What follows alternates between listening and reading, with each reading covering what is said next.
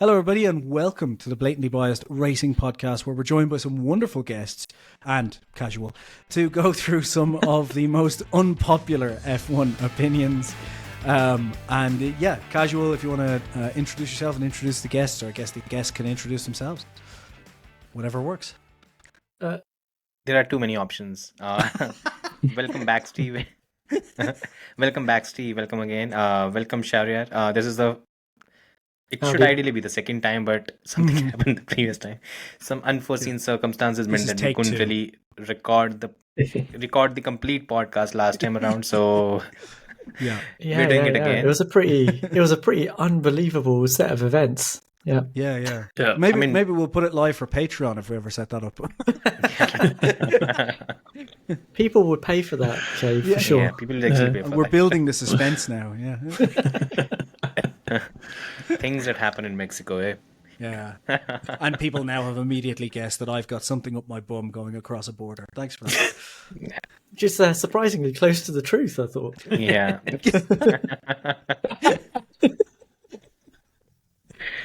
Look, let's leave some stuff out for the Patreon. Anyhow, Baxty, welcome. Welcome again. Shariar, welcome. Hello. Both of you guys, how I came across your commentary was probably, I think, on Cameron's channel. I saw both you guys interacting there. So, over to you, by the way.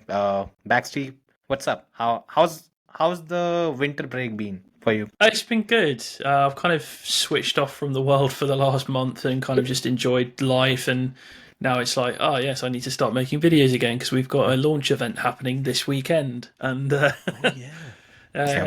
gonna.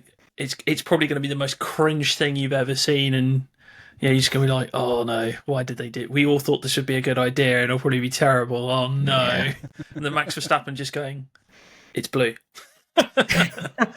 It's a blue car. It looks exactly the same as the last year's.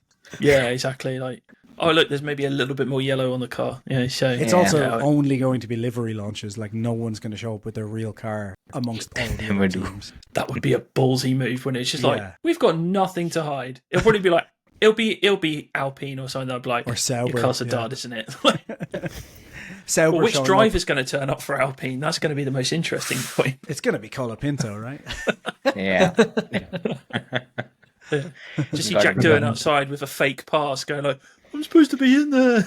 Or just even worse, just with a cigarette, just like, screw it. It's over. He knows Jack. It is. Yeah. Poor Jack. 5 races, though. He can prove himself. He won't, but he could. Yeah. Flavio won't let him, but that's in the story. You leave Flavio and him making up his mind pretty early when it comes to any driver. That's never changed, right? And at 85 or 95 years of age, that's not going to change now. Keep my Flavio's name at your... Anyway, sorry. Anyways, let's begin, by the way. So, guys, this time around, we are doing the second edition of the What was it?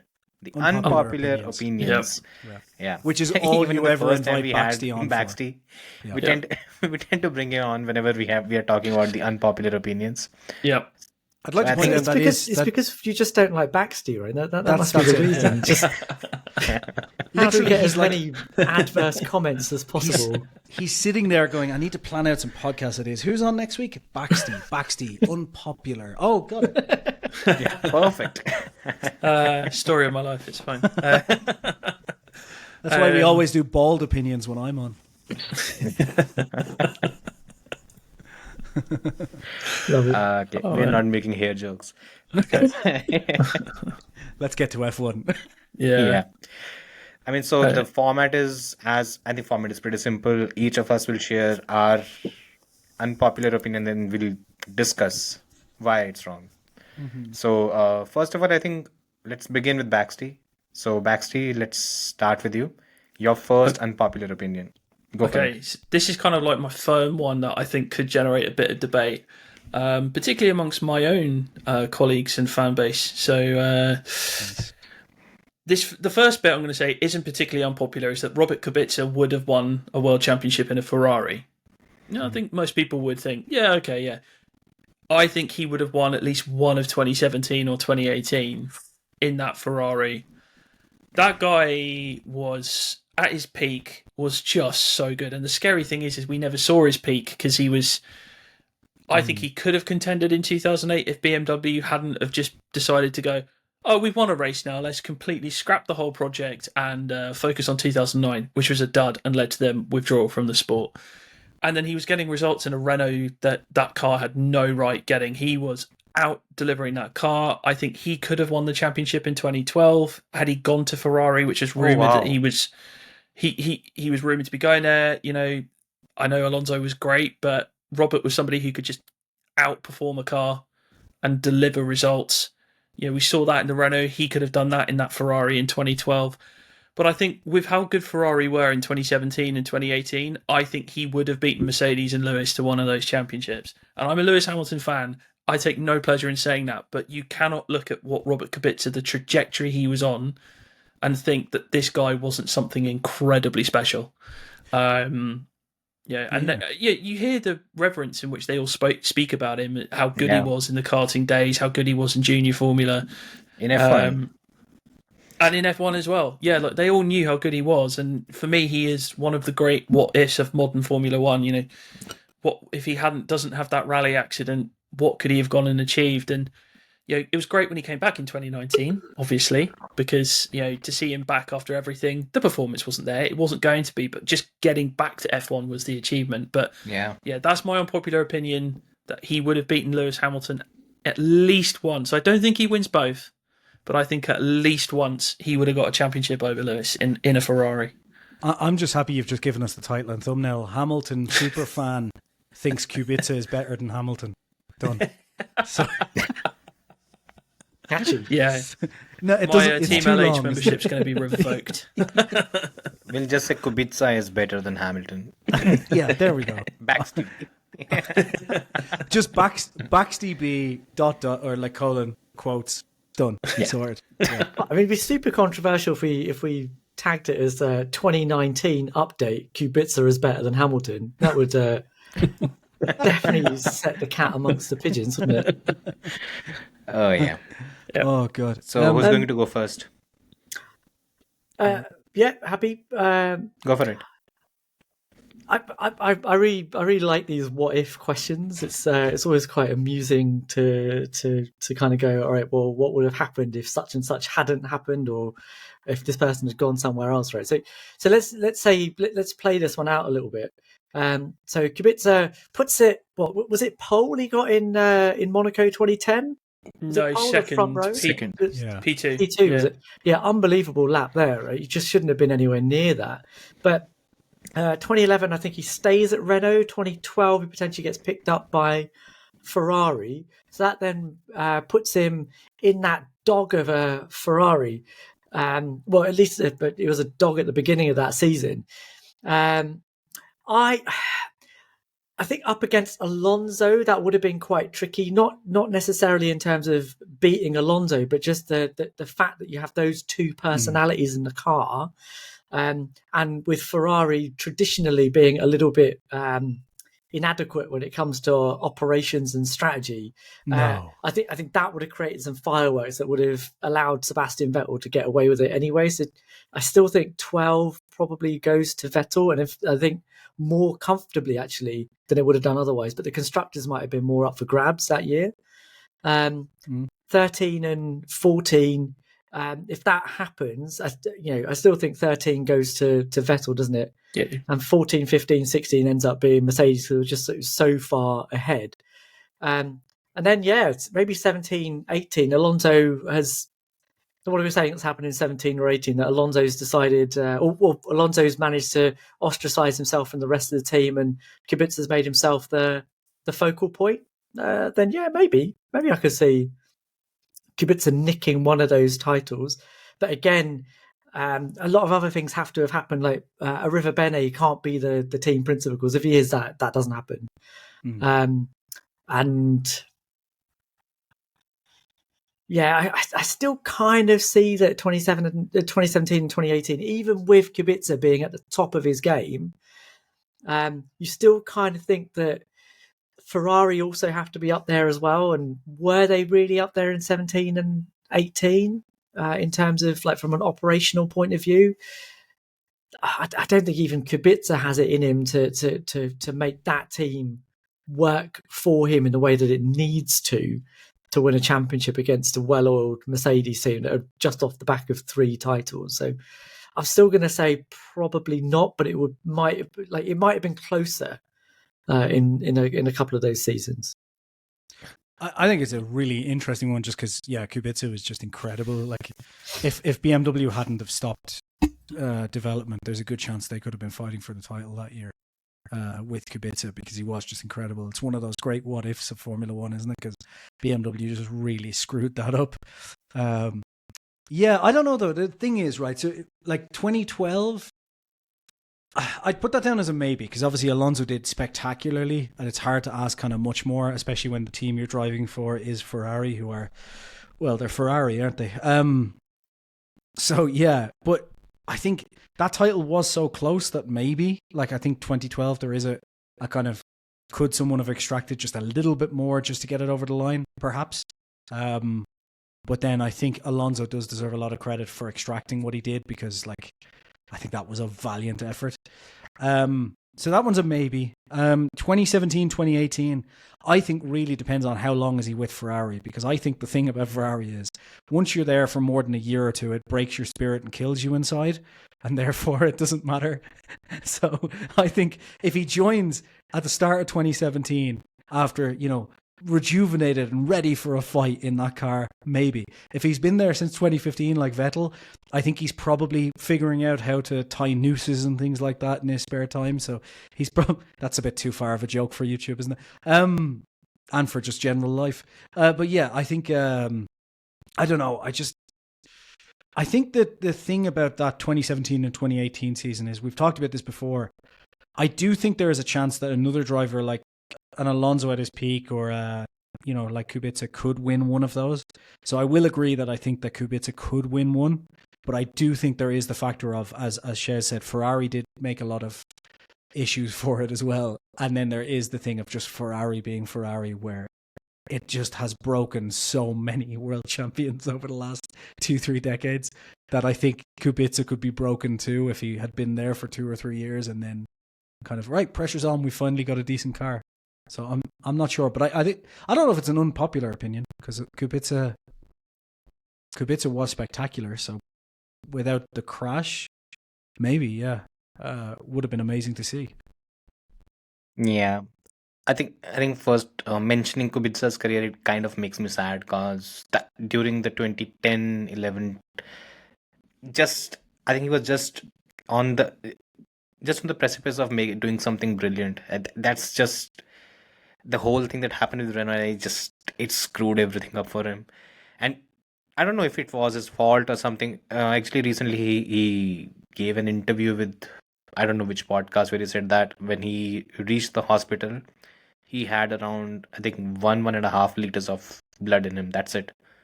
A human body is supposed to have around 6 to 7.5 liters. That's how bad the situation was, and yeah, that kind of screws things up. But again, if we're talking about the driving and everything, you have to understand, in 2012, the kind of wins that Alonso pulled off, he ideally should not have won either of those races. Valencia was brilliant. Malaysia was, it was spectacular. Because again, Alonso is not a driver who you tend to pick when it comes to being the best in the wet. I mean, he's good. Again, when it comes to Alonso, he's good in almost every category, but he might not be the best in every category. But Malaysia was there where he was not expected to win. Again, a lot of McLaren fucked up a few things, which they did the entire season, to be honest. Then there were other issues where he kind of capitalized and won. Valencia was a race where I think Vettel's engine blew up, Grosjean's engine blew up. Who else? There was the Hamilton-Maldonado crash as well. Yeah, but he wasn't. But they weren't fighting for the win, right? That was for P3, if I'm not wrong. Oh yeah. But Hamilton might have had a chance there if they hadn't messed up his pit stop and Maldonado hadn't crashed into him. That was. Yeah, but Lewis didn't have the pace, right? That he was pretty much holding off Grosjean in the first stint, and then later on it was others.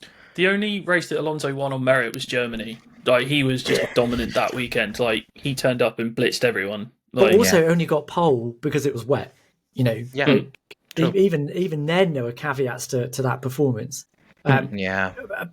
Even the race based on win, the honestly, car. there was a lot of management, right?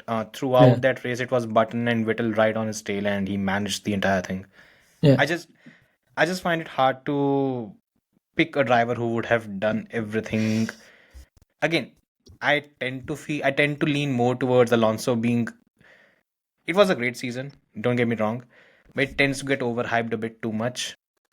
In the sense that maybe it was not as brilliant as it tends to be put together as.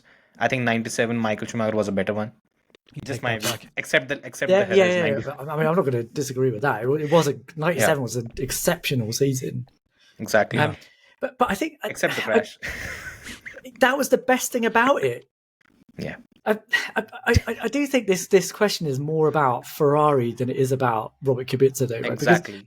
And it's the same story for so many champions, right? But if you look at the model that you have to have at Ferrari, it's been repeated again and again and again. Random bookworm update. Like I've been reading Enzo Ferrari's biography recently, and it's a fun story through the ages of Formula One. It's definitely helped me try and remember who the champions were, like back before the 80s. But there's a recurring pattern here. Like if you win a title with Ferrari, it's because you've managed to build a team around you that isolates you from the media and also often from Enzo himself. Yeah. So Niki Lauda did it in 75 because he had De Montezemolo sort of mollycoddling him and bringing Mauro Forgieri in and like excluding everybody else. And then we all know what happened in the early 2000s with Michael Schumacher, and Kimi Räikkönen kind of won a title in the afterglow of that, didn't he? It was because that system was still there. So if you're going to look at how Robert Kubica wins titles and potentially multiple titles at Ferrari in that period, you kind of also have to go, well, who does he have around him that's going to allow that to happen? Because at that point, in 17 and 18, Stefano Domenicali had already gone. You had a new regime in. There weren't, part of the reason that Vettel didn't do any better than he did was because as soon as he was hired, all of the team that had hired him had gone. That's what makes it difficult for me. Like for me to understand how a driver wins at Ferrari, and I think first mention of Lewis Hamilton in this episode. But good for the keywords. Yeah, they're all in there. I think the reason that I find it difficult that Lewis Hamilton is going to succeed at Ferrari is because he's not bringing his own team over. But the fact that Fred Vasseur's there and building a new system there maybe counteracts that a little bit. But if he wins it, it will be against type, because the type is that you turn up and you bring everyone with you, and then everyone leaves and we go back to the status quo again. And I just don't see that Kubica would have done that. I just don't know who he would have brought that would have done that. There is the other thing, that's the whole thing about Robert, because we did not see Robert mature into that particular phase where probably I think Lewis is right now, or where Max is, or where Seb couldn't really reach that because Ferrari was it's typical Ferrari, and I think that's the problem. If you have to win with Ferrari, the entire team, every single penny should be spent on you, not your teammate. That's how Ferrari wins. And the 2017-18 Ferrari is, I think the best comparison was, I think it's on X today. A lot of people have been fighting over how Max is miles better than Leclerc. Let's get things straight. The 4 championships and 60 wins compared to Leclerc having, I think, 6-7. That's not a true reflection of the talent or the driving capabilities the two had. It's the 100%. Environment that they've been a part of. And that's the whole bit. And something, Peter Windsor talked about, Max versus Leclerc in 2022, he always said that Max versus Leclerc, it's never an even battle, because Max is fighting with his 100% brains capability on the race and is entirely confident of whether the team will pick the right strategy, the tires would not be slicks in the wet or the other way around. That won't be the case. Leclerc That was Leclerc's fault, wasn't it? I mean, of course. Leclerc, on the other hand, it would be the case of him basically having a 50 to 60% brain capacity, working on the driving bit, and the 40% is on. I fucking hope everything works. And that was a problem with Vettel as well, because you saw a lot of times him coming on him basically starting calling his own strategies, and that has continued. Yeah. I just don't think there are too many disadvantages for any driver to actually win in 17 and 18. Just to keep it short. I also just let's be honest as well. Ferrari haven't actually, if you just want to put the credit on Ferrari or the driver, haven't actually won a title since 2004. Because I know they won 2007 technically, but that was really more McLaren throwing it away than it was Ferrari winning. And that's not to dismiss. That's not to dismiss Raikkonen. You know how much. Yeah, I am you a just fan. did. Fuck I you. know I did. You just no, did. he did what every great driver does, which is in a car that probably wasn't the fastest over the course of the season, put himself in the position to win. But my point is, a lot of the reason why he won was because China, of McLaren. the drives in sure, that's sure, him. okay. But my point is, if it wasn't Alonso and Leclerc in that car, if you had one driver alone, Lewis, or sorry, who did I say? Leclerc. Yeah, sorry, Alonso and Lewis Freudian. in that car. Yeah, taking points off one another. You know what I mean? In that situation. And also, they would have won the Constructors that year as well if it wasn't for Ron Dennis being a dick. So, that's my point. It's Ferrari hasn't been operating, as Shez says, on 100% with that kind of team built around a driver situation in a very, very, very long time. You know? And they weren't like that in 2007. It was just kind of on top of brilliant driving, everything else also kind of came together. You know, yeah. And that could have very easily. There's 1 point difference, right? It was 102 to 101. Yeah, I think. Yeah. So if you had Alonso and Kovalainen or Lewis and Kovalainen, Lewis or Alonso's winning that season, hands down, is my point. You know, because there's no one taking point. It's not a maybe. It's definitely. It's 100%. If Ron had gone for Pedro de la Rosa as Fernando wanted, he would have had his third that he's been chasing after for nearly 20 years. Yeah, and the thing, like I said, Raikkonen did everything he could in that machinery to put himself in a position where he then got the title because of those things. But that's not an offense to Raikkonen. I think you could say that a lot of the time about things where Alonso did everything he could in 2012 and all it would have taken is one mechanical failure for Vettel that season and he's there, you know? Yeah. So there is situations where there's just so many variables. But yeah, I guess that's back to the key point then, isn't it? It's just there's too many variables to say would he or wouldn't he? But I think that Kubica and Alonso's a hard one. I think for just me. the basic point is drivers' contribution tends to get overrated sometimes. Sometimes you Basically, have to understand drivers that are useless. teams win the championships. Drivers are there. They do a good it job. is a team. It is a team sport. And just to be clear, if Michael Schumacher had still been around in 2007, he would have walked that title. Absolutely walked it. Yeah, True. Yeah. 2007, 2008. No competition. Oh yeah. I think he would have been all over that. Without him leaving, the kind of dream team of Rory Byrne and Ross Brawn and everything probably would have stayed. They would have stuck around, wouldn't they? Yeah, they definitely would have stuck around. Luca Di Montezemolo being a complete... I mean, I've not seen a... Look, again, he had great results in 75 when he first came in. I think he kind of started the whole revamp in 1990. Yeah, it's just, he did.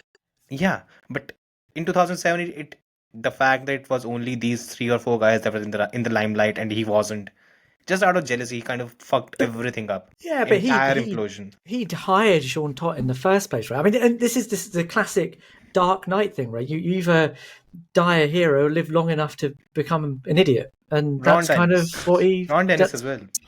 I'm definitely using that phrase instead of villain from now on. I love that.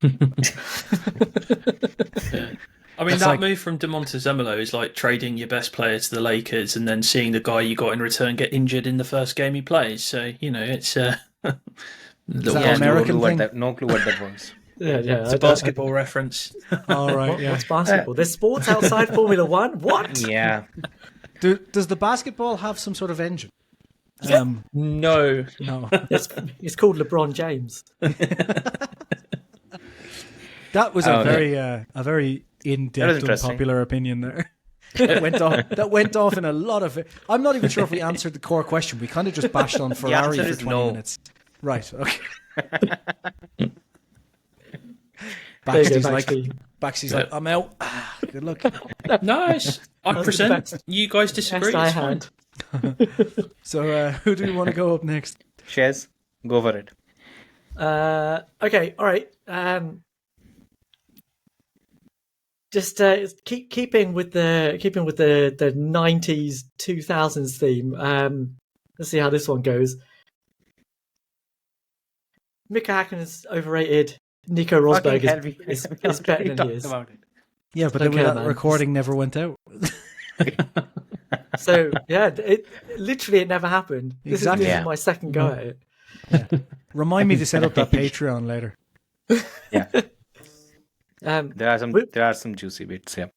Okay, go for it. Shall I go for it? Okay, so Yeah. look, this is much more skewed towards Mika Häkkinen being overrated than it is towards Nico Rosberg being somehow incredible. But I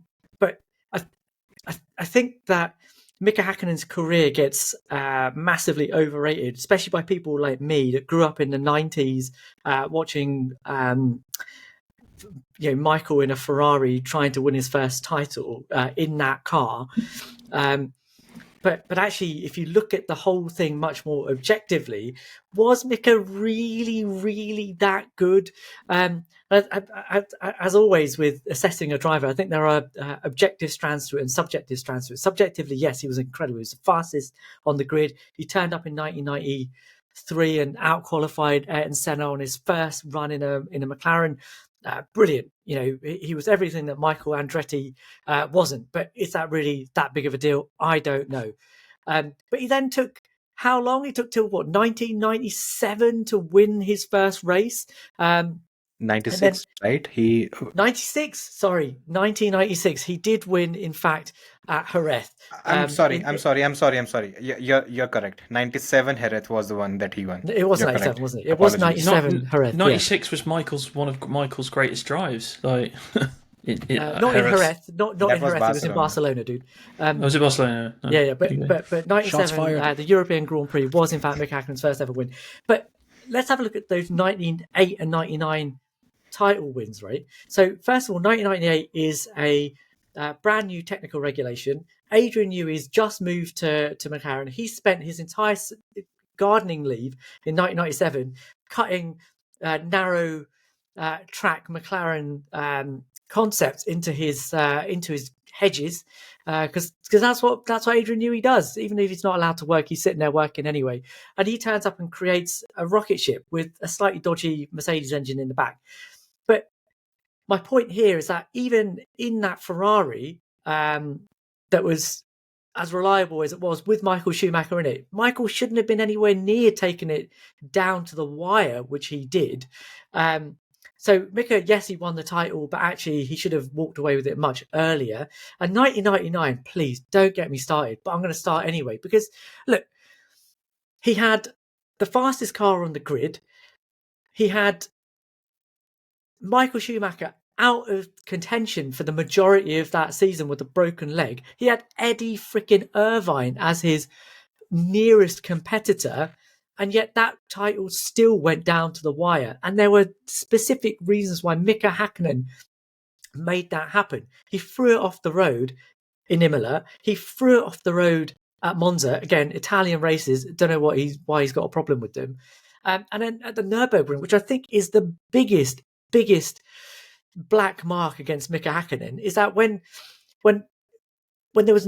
it felt like there was nothing to fight for, he just stopped fighting. He just sat there at the back of the grid. And he was seconds off the pace. It was only when he realised that there were literally only 4 drivers left in the race that he decided to pick up the pace. That's not a champion. Like, how are we calling him great? Just compare that to Nico. And this is why I think it's an apt example, is because Nico, sitting in the same car as a driver who is now a 7-time world champion, wasn't at that point, obviously, I get it, but he's been but he's been beaten 2 seasons in a row, 14, 15, brings it all together, and when the opportunity arises in the same car, beats Lewis Hamilton. Like, there's a mental aptitude to that, and I'm not saying that Nico was necessarily as quick as Mika Häkkinen in his prime, but being the quickest and being the best or being the greatest are 2 separate things, right? And I would say that overall, as a package, as a person that's going to bring you consistent high-level results, Nico Rosberg did it better than Mika Häkkinen did. Tell me I'm wrong. Okay.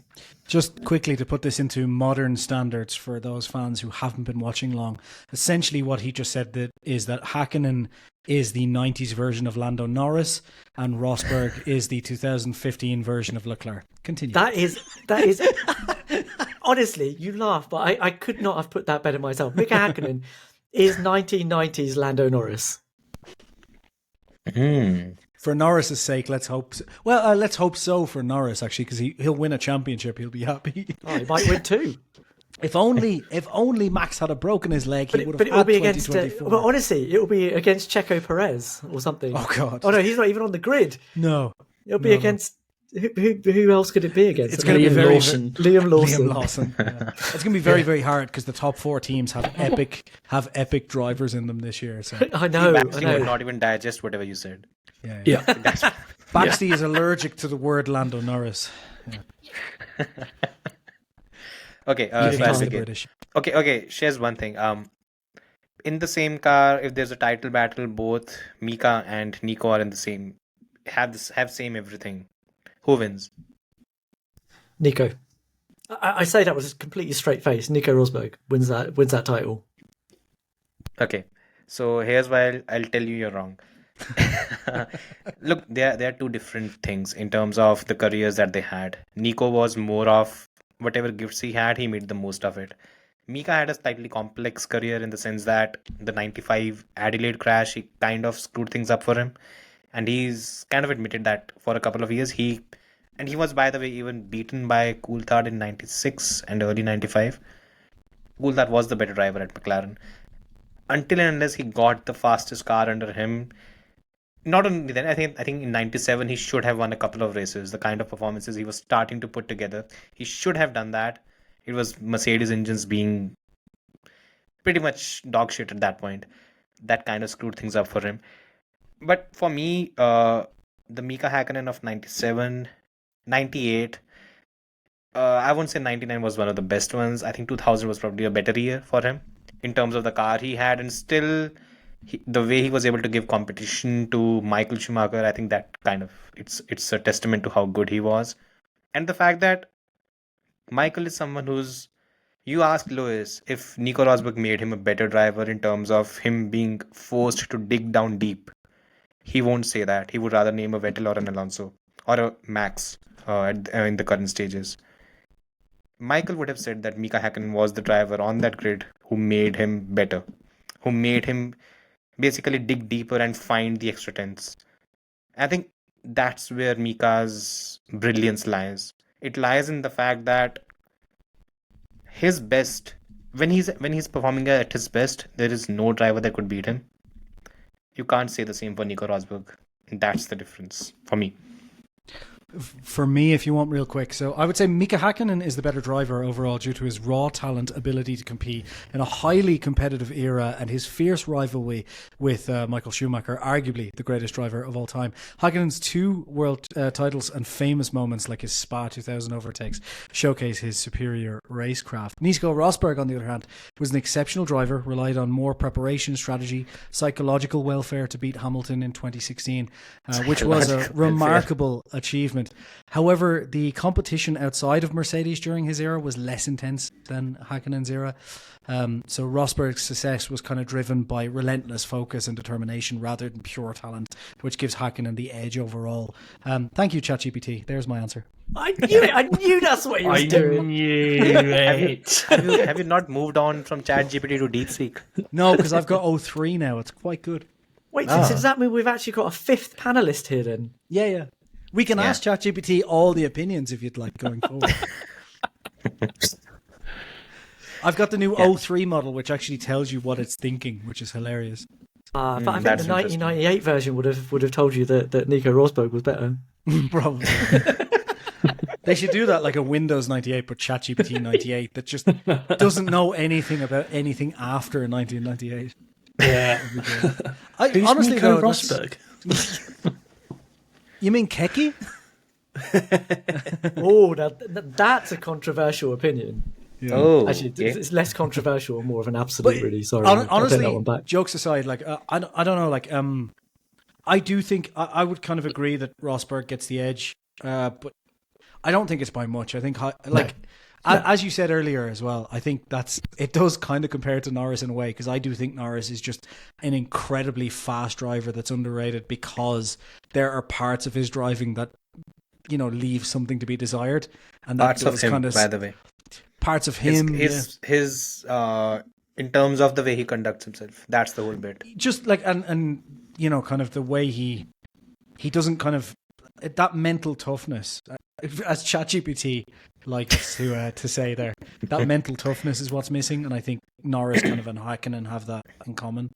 But so could be. I would say Rosberg slightly as well. Yeah. Yeah, Backstreet. I agree with the notion that Hakkinen is better than Rosberg, because I think if you put Nico, like people say, oh, but Rosberg beat Michael Schumacher. It's like, yeah, but he beat Michael Schumacher with a dodgy neck and he'd been out of the sport for 3 years, whereas Nico was coming into his peak and was at was starting to really discover himself as a driver. And I think the foundation he laid in those 3 years or 4 years before 2014 really allowed him to challenge Lewis in that time. But I think if you put Nico at his absolute best against Michael Schumacher in 98 and 99, Michael Schumacher would make, French fries out of him. He'd just be like, oh, yeah, goodbye, see you later. Yeah, whereas the one guy that Michael probably would have looked at in the 90s and gone, I need to be careful of what he's doing, is Mika Häkkinen.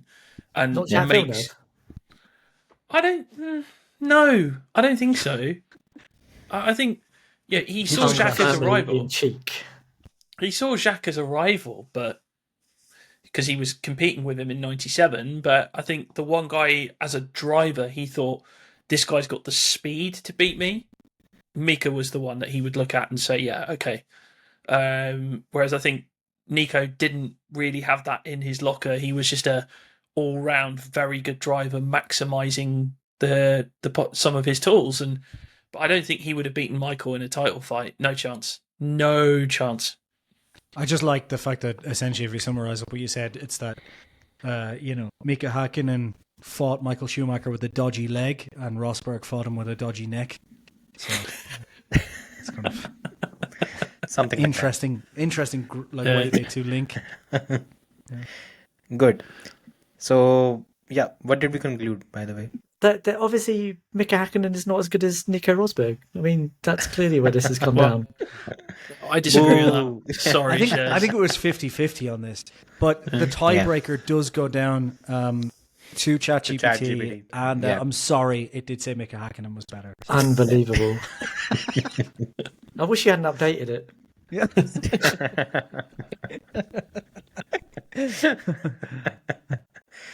Jason, right? You're next. Oh God, right.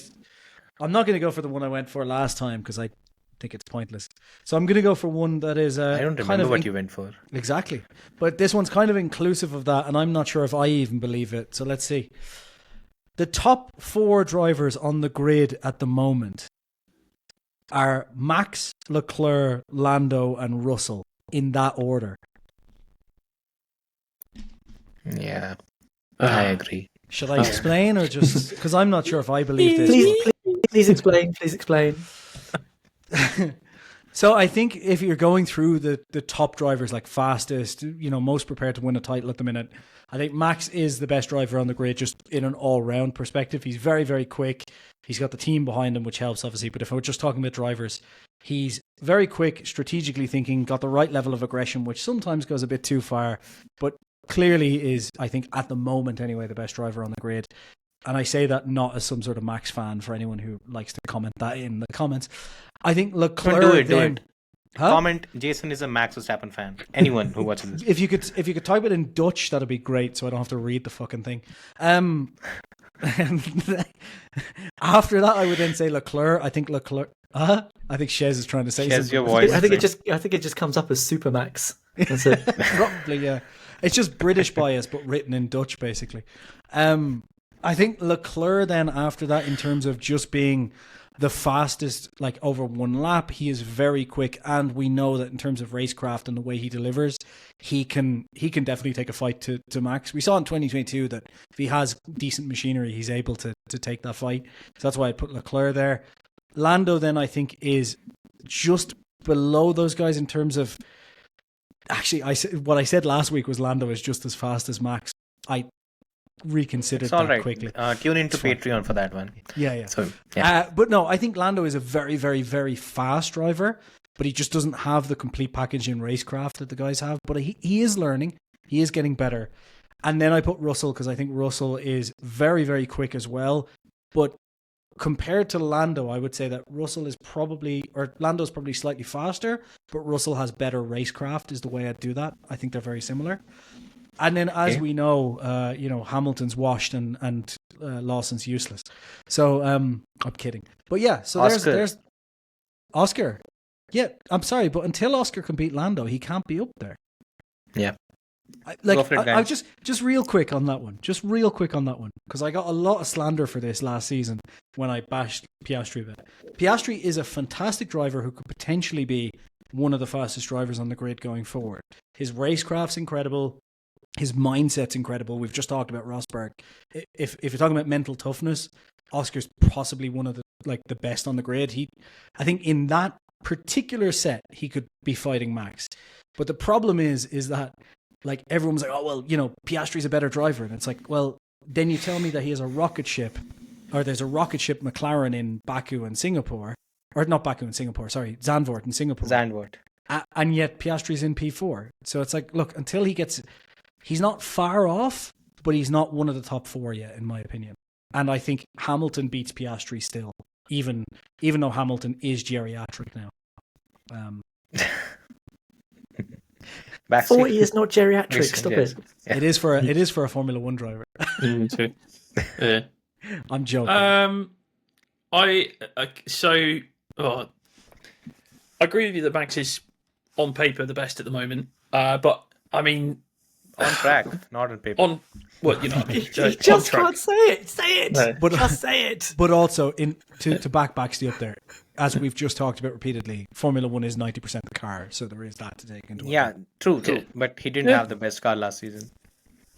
No, he didn't. No. Actually, he did. Don't get Shez started on this. This is a whole other thing. Yeah. What do you want to do? The numbers don't lie. On Super Times, the Red Bull was the quickest car across the season. I think we know Shez's next unpopular opinion, so let's hold off. So I think I would definitely have Lewis in that top four. I'd probably have him second. And now that's probably reputation. Sorry. But yeah. But I mean, Charles it would literally be Max, Lewis, Charles, George, Lando if I did a top five. I think George is deceptively fast in qualifying. Like, he had the moniker of Mr. Saturday in Williams for a reason, and I think over one lap he is quicker than Lando. I think he is creeping closer to Leclerc actually in the one lap. Some of the laps he pulled off last season were just like, whoa, okay. Yeah. Now, how much that is a case of him over delivering and how much Lewis was really shitting the bed in qualifying last year, I don't know, but George certainly was producing some unbelievable performances in qualifying, and I think where he struggles a little bit is with his race management. It's getting better, and I think he's learnt a lot from Lewis in that regard, and he will take that forward into next year.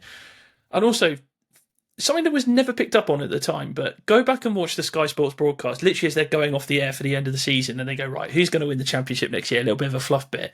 And they're all going like, oh, Lando, Max. And then Martin Brundle just goes, George Russell.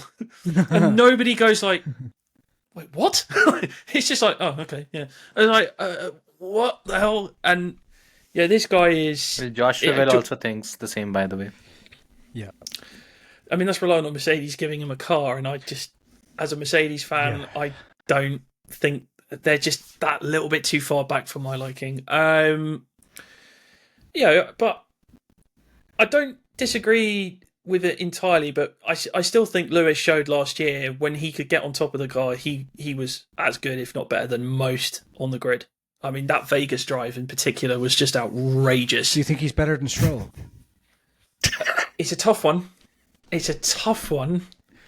But yeah, marginally. I mean, it goes to Abu Dhabi in a title fight between those two, and I Have think you been Lewis taken over just by the shades it. ghost of Mike Crack?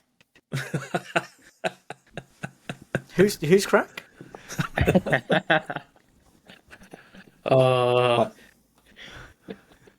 Yeah. Yeah, I'm done it, sorry you've killed him. sorry to butt back in, but yeah, I think. Look, I'm joking about Lewis to an extent. I do think that I do kind of stand by that. I think that at this point in his career, I do think like if it was a straight on title fight, I think Lewis, just because Lando can be a bit of a twat when it comes to mental strength, Lewis could beat Lando. But I do think George, Leclerc, and Max would probably have the slight edge. Fair enough. I mean, this is what this season could show us is if Lewis gets on top of that Ferrari and they've built him a car.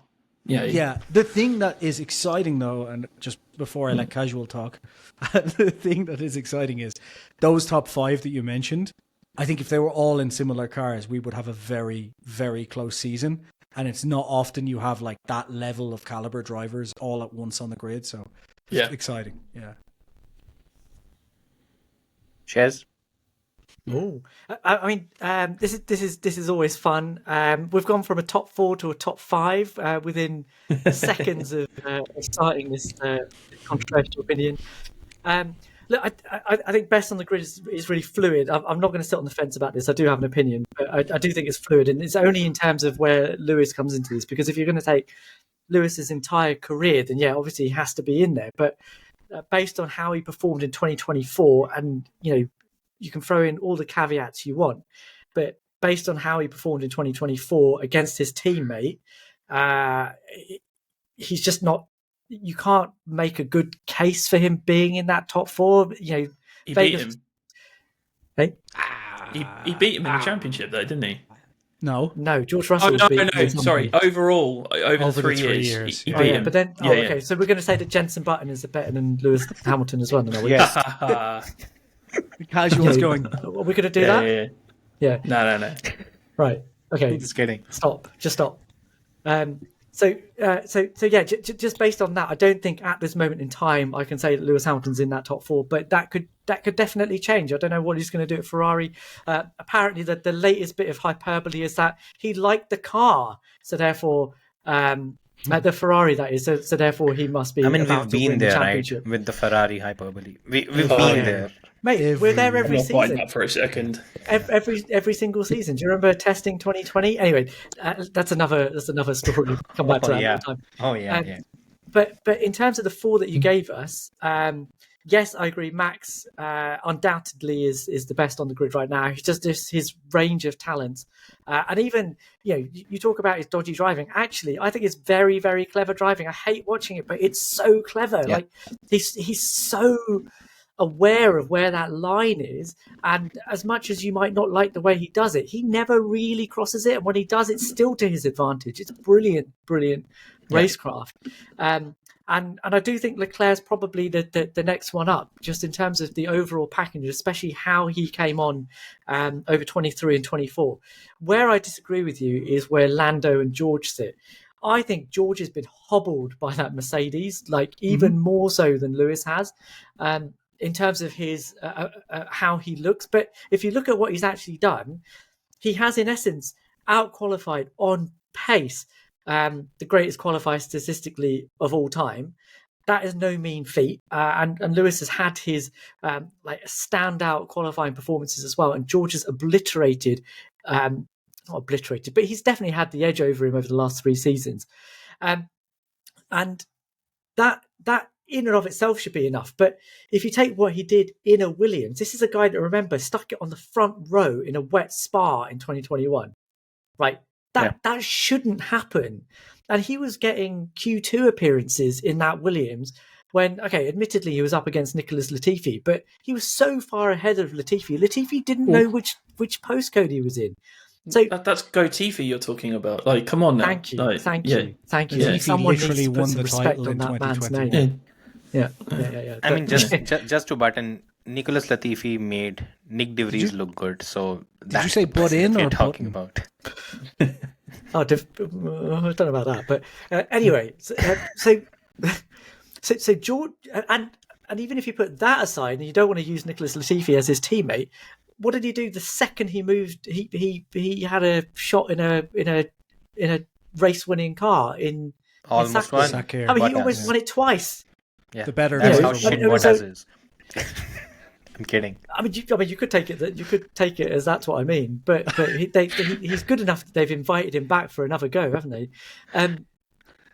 So I think that actually George, if you put him in a decent car, I think he has the mental fortitude in crunch situations that Lando doesn't necessarily have, and I think actually even if the car isn't that great, George can make up a bit of the difference. Whereas Lando's quick, don't get me wrong, but I think George is probably quicker. We just haven't had the opportunity in a competitive car to see that. So I'd put them that way around. It's interesting that's where my argument went, more George Lando than Max Leclerc. I think that's a done deal, mate. Yeah. So I also I did say I'm not sure if I agree with this, and you've convinced me. Max Leclerc, George Lando. Yeah. Okay. So where will you put Lewis in that case, Shiz? P5. Out of the it has to be P5. I'd still put him above Alonso, who I think would probably be the next one up there. And Piastri's in there, but I think I still have the same caveats with him. The problem with Piastri at the moment is that, as good as his racecraft is, all of that stuff, the fundamental thing that a Formula One driver has to have is speed. And he's losing a tenth and a bit to Lando, and I think that is the hardest thing for him to develop is baseline pace. And if he doesn't have it now, when is he going to get it? I don't know. I said last year off the Baku, I was like, "Oh, Oscar's going to win the championship this year," and I was like so high on that drive because that Baku drive was incredible, even with a slight mini DRS. But after that race, he was awful. He was absolutely awful. I mean, that Brazil drive was was Bottas ballerinaing his way through Turkey in 2020 levels bad. Because every time you just saw a McLaren, it was him sort of either hitting somebody or just sort of being really slow. And I thought, you're trying to win a Constructors' Championship here, lads. Like, what the hell is going on? But he's got a lot to work on. I think he's good enough to get there, but it's going to take a lot of work. And I just think he's going to come up a little bit short this year. Yeah, and just to clarify as well, this list is like where I think they are starting the 2025 season, not career, because obviously that's a very different list if we're looking at career. Yeah, we did a podcast on that, by the way. We'll drop it in the description as well. Oh yeah, we did. Yeah.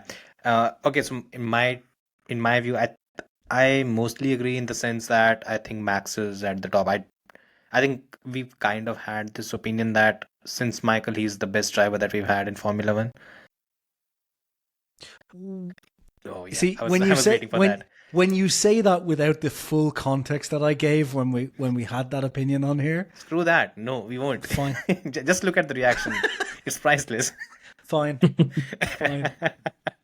Anyways, he's at the top. I think in second I have Charles, because I think I posted it on X as well today, because apparently Leclerc fans, Lando fans, and Verstappen fans are fighting over pretty stupid things.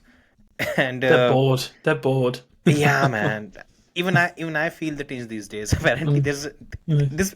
We were supposed to have at least something by now. It's been a long winter break. Anyhow, I think if every car is similar, I think all of the drivers have the same tools, same team, same equipments, everything. I think Leclerc is the closest that gets to Max right now. It's not only about pace, it's also about the fact that I don't think on the entire grid I've seen any other driver hobble Max in wheel-to-wheel racing as I've seen Leclerc do. And I've seen him do it a few times now. Started in 2019, where I think after what happened in Austria, you had the race in Silverstone, where it was brilliant wheel-to-wheel racing. Anyone should go back and watch the 2019 Singapore, what was it, Silverstone race. It was amazing, the battle the two of them had.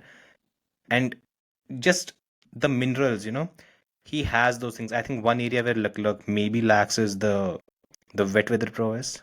I think that's still unproven. He should have won in Monaco in 2022, but Ferrari. How they screwed that one up, I still don't know. But yeah, anyways, him at number 2. At number 3, I think it's George. I'll put George at number 3. And I think the reasons are quite clear. I think the car that Mercedes had was pretty poor, to be honest, in the last few years. I think the fact that George was able to get on top of it while probably one of the best talents that F1 has ever had, he wasn't. It shows the kind of application you need. I also think that Lewis, whose Achilles heel when he was Button's teammate was the race pace, but he's grown so much and developed that bit of his game to such an extent that I think George's race pace is not bad. I think Lewis is just brilliant. Maybe that's one way to put it. I think that's why I felt it honestly that he does not get the credit of beating a 7-time world champion twice out of 3 seasons. And he should. Because of sabotage. Yeah. I think it's too much of nonsense when it comes to this. I think in P4 I'll put Fernando Alonso. There is one doubt for me, and that doubt is the stint that he had at Alpine against Ocon. I think he should have smashed Ocon if he was in his prime. He did not. He there were quite a few weekends where Ocon was better. So that's Ocon is really underrated, though. I agree with you. I'll come out and say he is super underrated. Yeah, he's French though. That's not good. No, I agree with you. I'd love to see Ocon in a better car, but that probably might not happen. But I still think that there's maybe a part of me that kind of takes a step back when it comes to Alonso. But whatever I've seen, the 2023 first half, Aston Martin, that was just brilliant. And then post summer break, again, the couple of podiums that he got. Aston wasn't the second fastest car. He got the podium. He was P2. Aston wasn't the second fastest car again. He got the podium in Brazil. That's entirely down to Alonso being Alonso, doing his whatever he does with the car. Just he's a magician on that front, and that's why I actually wanted to see him alongside Verstappen in a Red Bull. It didn't happen because that would have been something, right? Either Red Bull blows up in smoke, or we see probably one of the best seasons in F1. So yeah, that's why I have him in P4. Just to extend the list, I have Lando Norris in P5. He's going to go through all 20 now, watch. I have, in terms of, I'm not taking the 2024 driver rankings into consideration because I didn't have Lewis in top 10, by the way. So yeah, in P6 I'll have Lewis, and P7 I have Oscar. And I think these 7 drivers are probably the elite talents in Formula 1 right now. Let's see how Kimi does and how Ollie Bearman does. Once I see both how they fare, I think they might slot in as well. So yeah. You're not thinking Gabby Bortoletto's in there then? Not yet. Sauber?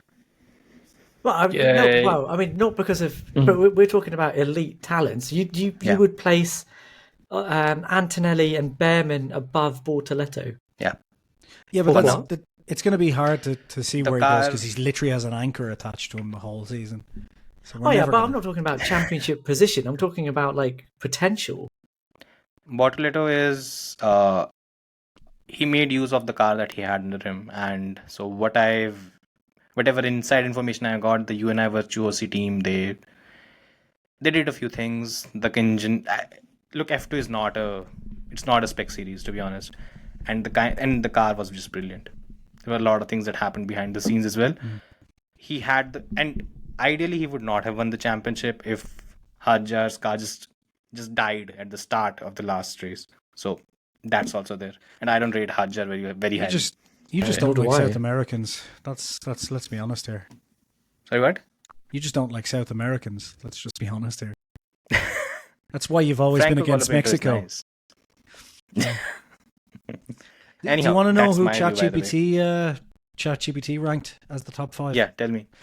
Taking into account metrics such as raw talent, racecraft, consistency, and Yeah, adaptability. how do you take raw talent as a metric and actually Yeah.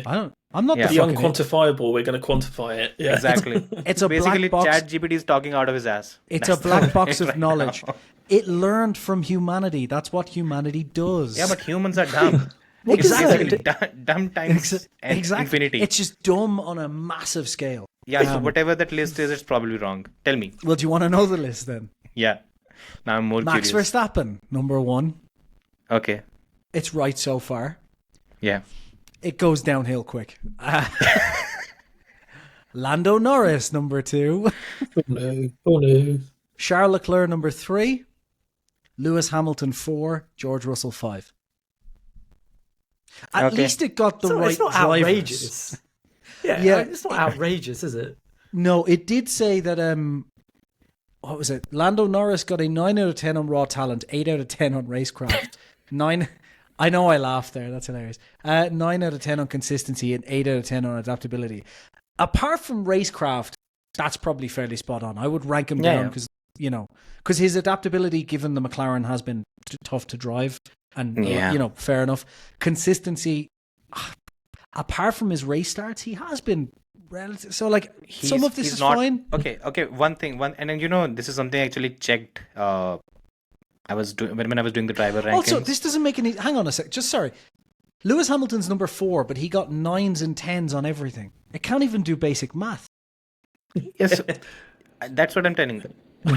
Humanity's future is safe until if this is the level of AI we have. But it was able to make. But AI was able to put all of the Sesame Street characters into hijabs, so it's doing a good job.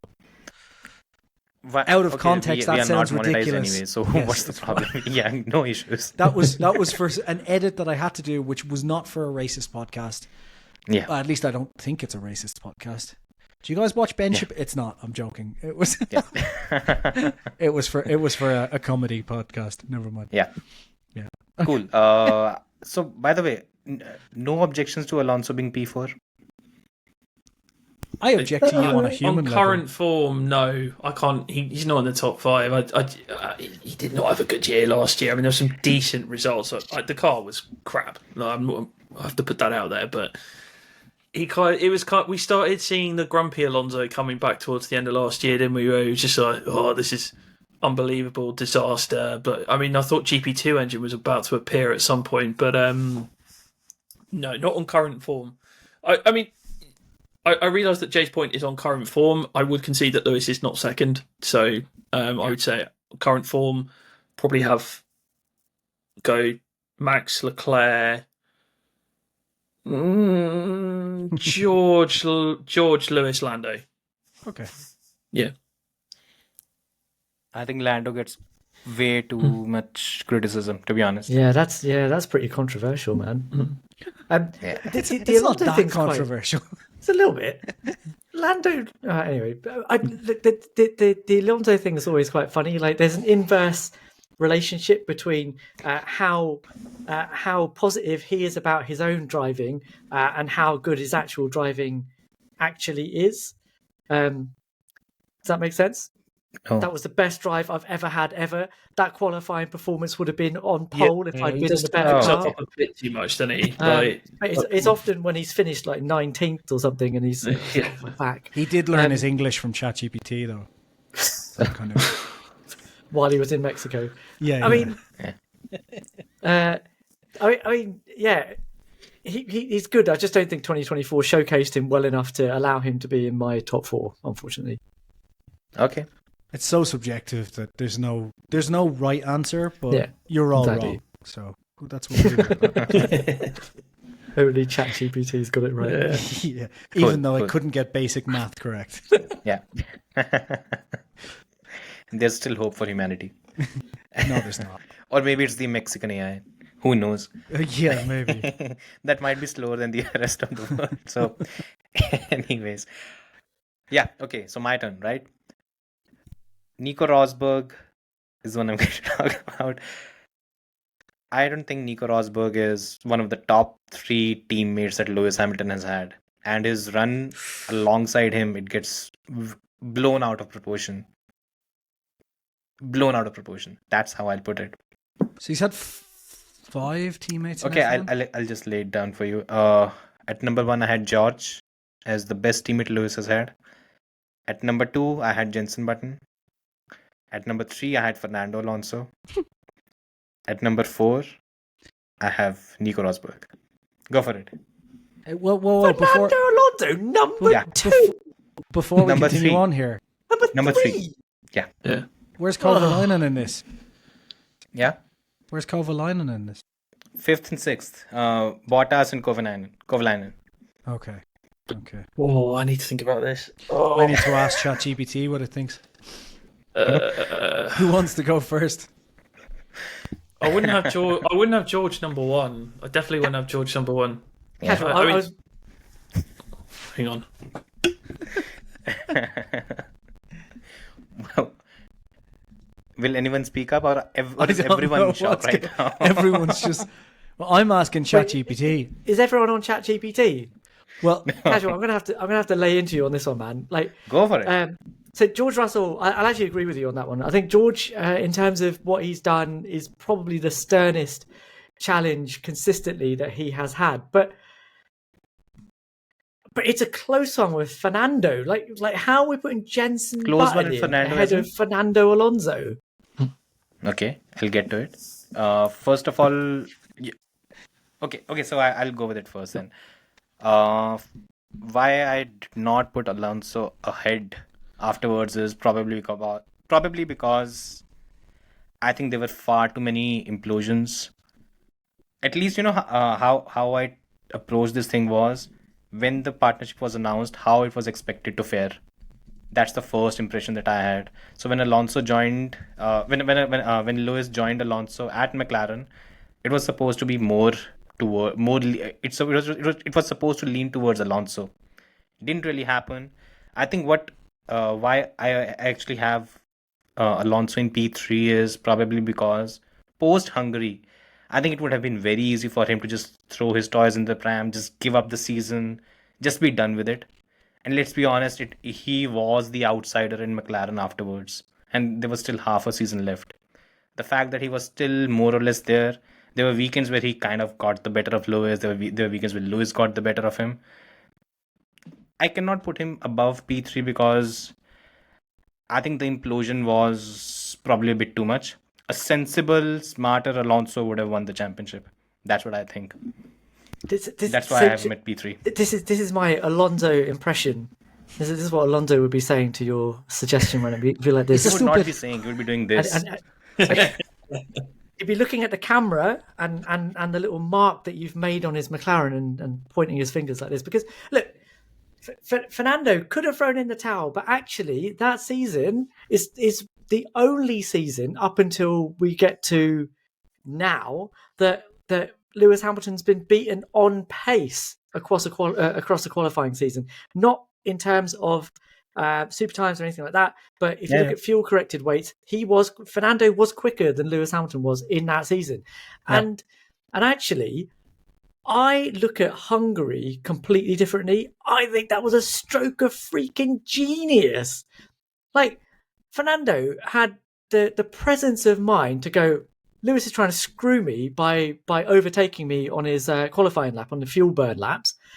He comes into the pit lane, sits there, and then carries on sitting there for the precise number of seconds he needs to make sure that the other guy can't get round in time. Stroke of freaking genius. Like, What happened after that? Mate, You know when it is genius? When you commit a crime and do not get caught. No, man. Look, I still That's I genius. still When you commit a crime and you maintain- get caught, it's Casual, not genius. casual. He got. It was obvious he was going to get caught, but What's the point? I still maintain that he should not have been penalised for that, and he wouldn't have been if Anthony been. Hamilton hadn't independently walked across to the stewards and said, "Are you guys going to do anything about that?" And they went, "Oh, okay." Like, that's a dumb reason to get a penalty. And if Good he hadn't impression got of that the penalty, FIA, he though. probably would have won that race, and he probably would have won the championship quite easily. Probably. That's the thing. Almost certainly he would. Like, with those points, he was winning that championship. What was it? 1 point Raikkonen won by, and Yeah. Lewis Hamilton and Fernando Alonso were equal on points. I'm sorry, but Alonso finished the race in, I think, P6, if I'm not wrong. P6. Fourth, wasn't it? I thought it was fourth. He got No. I think he was stuck behind. I haven't watched it in a Heidfeld or while, but you something. couldn't overtake in those cars. Come on, give him a break. Yeah. No, I agree with you. The thing is, he would have finished P2 in the worst case scenario if he had not done all those theatrics. That's He the finished point. P4. That's your championship. And most importantly, the constructors are all sealed. None of the flip out that he had, it would have not happened. But all the political stuff is completely different, right? This is about pure ability behind the wheel and like presence of mind in the moment. To do that while you're driving around trying to get the best possible time out of your McLaren. But don't get caught.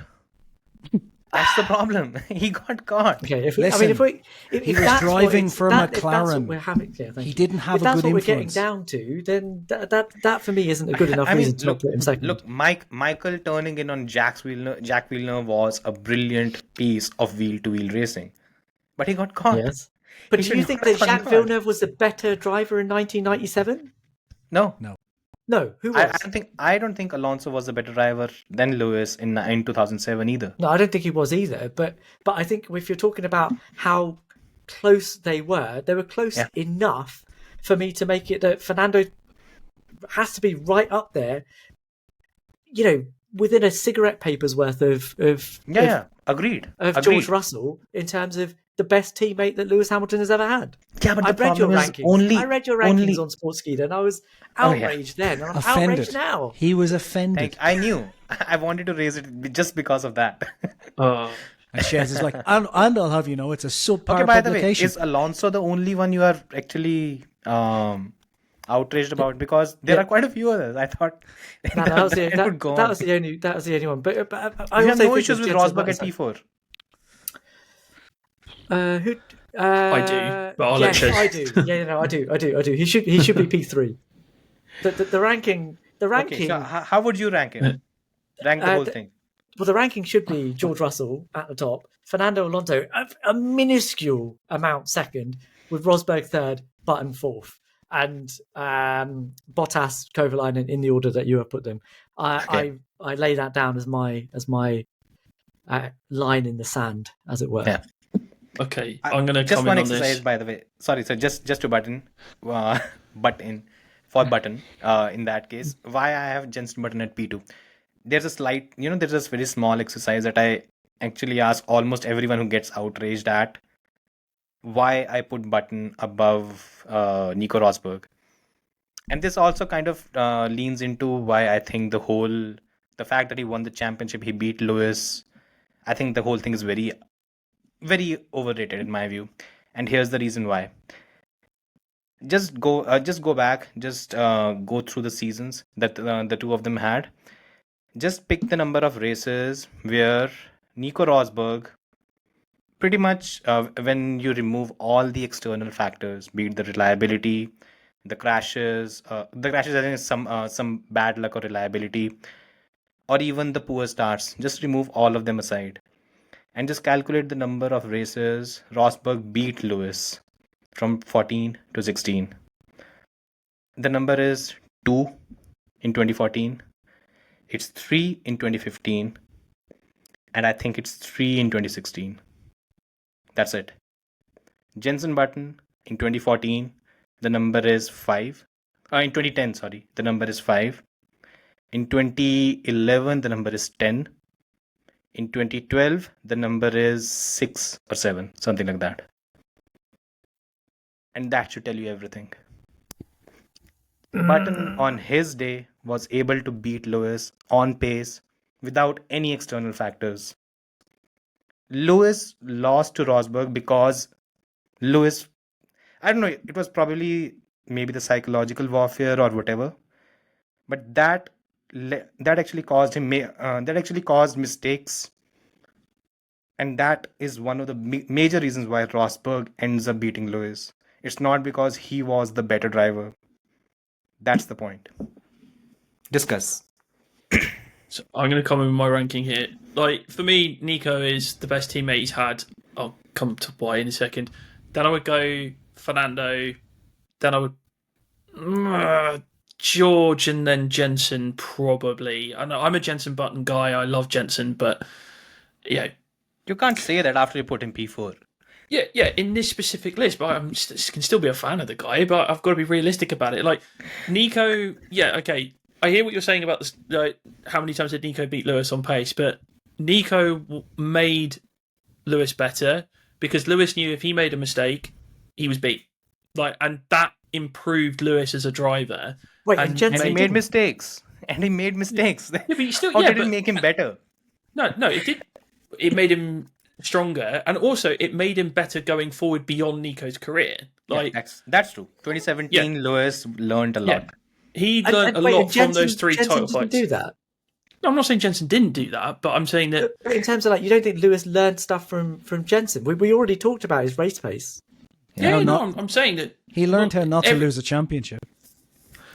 there was one time where Lewis and Jenson were fighting for a championship. Okay, it was a multifaceted championship with lots of other contenders involved, and Jenson was gone before the last race, and Lewis was barely clinging on. I mean, that was more McLaren than them, and You're talking Red about Bull, 2017, right? yes, yeah. Okay. Yeah. And Lewis beat Jenson across that season. 2011. Yeah. 2011 is a tricky one because that was, in my view, Lewis's worst season ever. I mean, he was just, there was so much going on outside of the car, and he just put in stinkers in 2011. I'm not excusing his 2011 season. That was dreadful. Whereas I think that was probably Jenson's best season outside of 2009. So kind of it was that kind of happy medium, whereas 2012 was probably the most equal they were. But I think, Nico won a championship on him. Absolutely, Nico won a championship on him. That has to factor in my view. I mean, okay, look, Lewis made mistakes, absolutely, but I mean, when it's just you two is in not equal Lewis machinery. making mistakes. The problem is Rosberg is not beating him on performance. He's not better. Lewis is losing. It's not Rosberg winning. It's Lewis losing. That's the difference. That's the problem.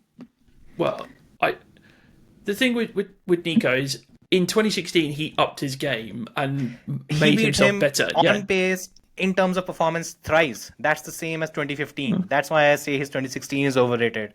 The reason why I say that quite a few times is because after 2015 USGP, Lewis took the foot off the pedal. He allowed Rosberg to come back. 4 races, 4 wins. Then he comes. It was 3 races, 3 wins. Then he moves into 2016 and he wins 4 on the trot. That is Lewis easing off. That's not Rosberg just taking.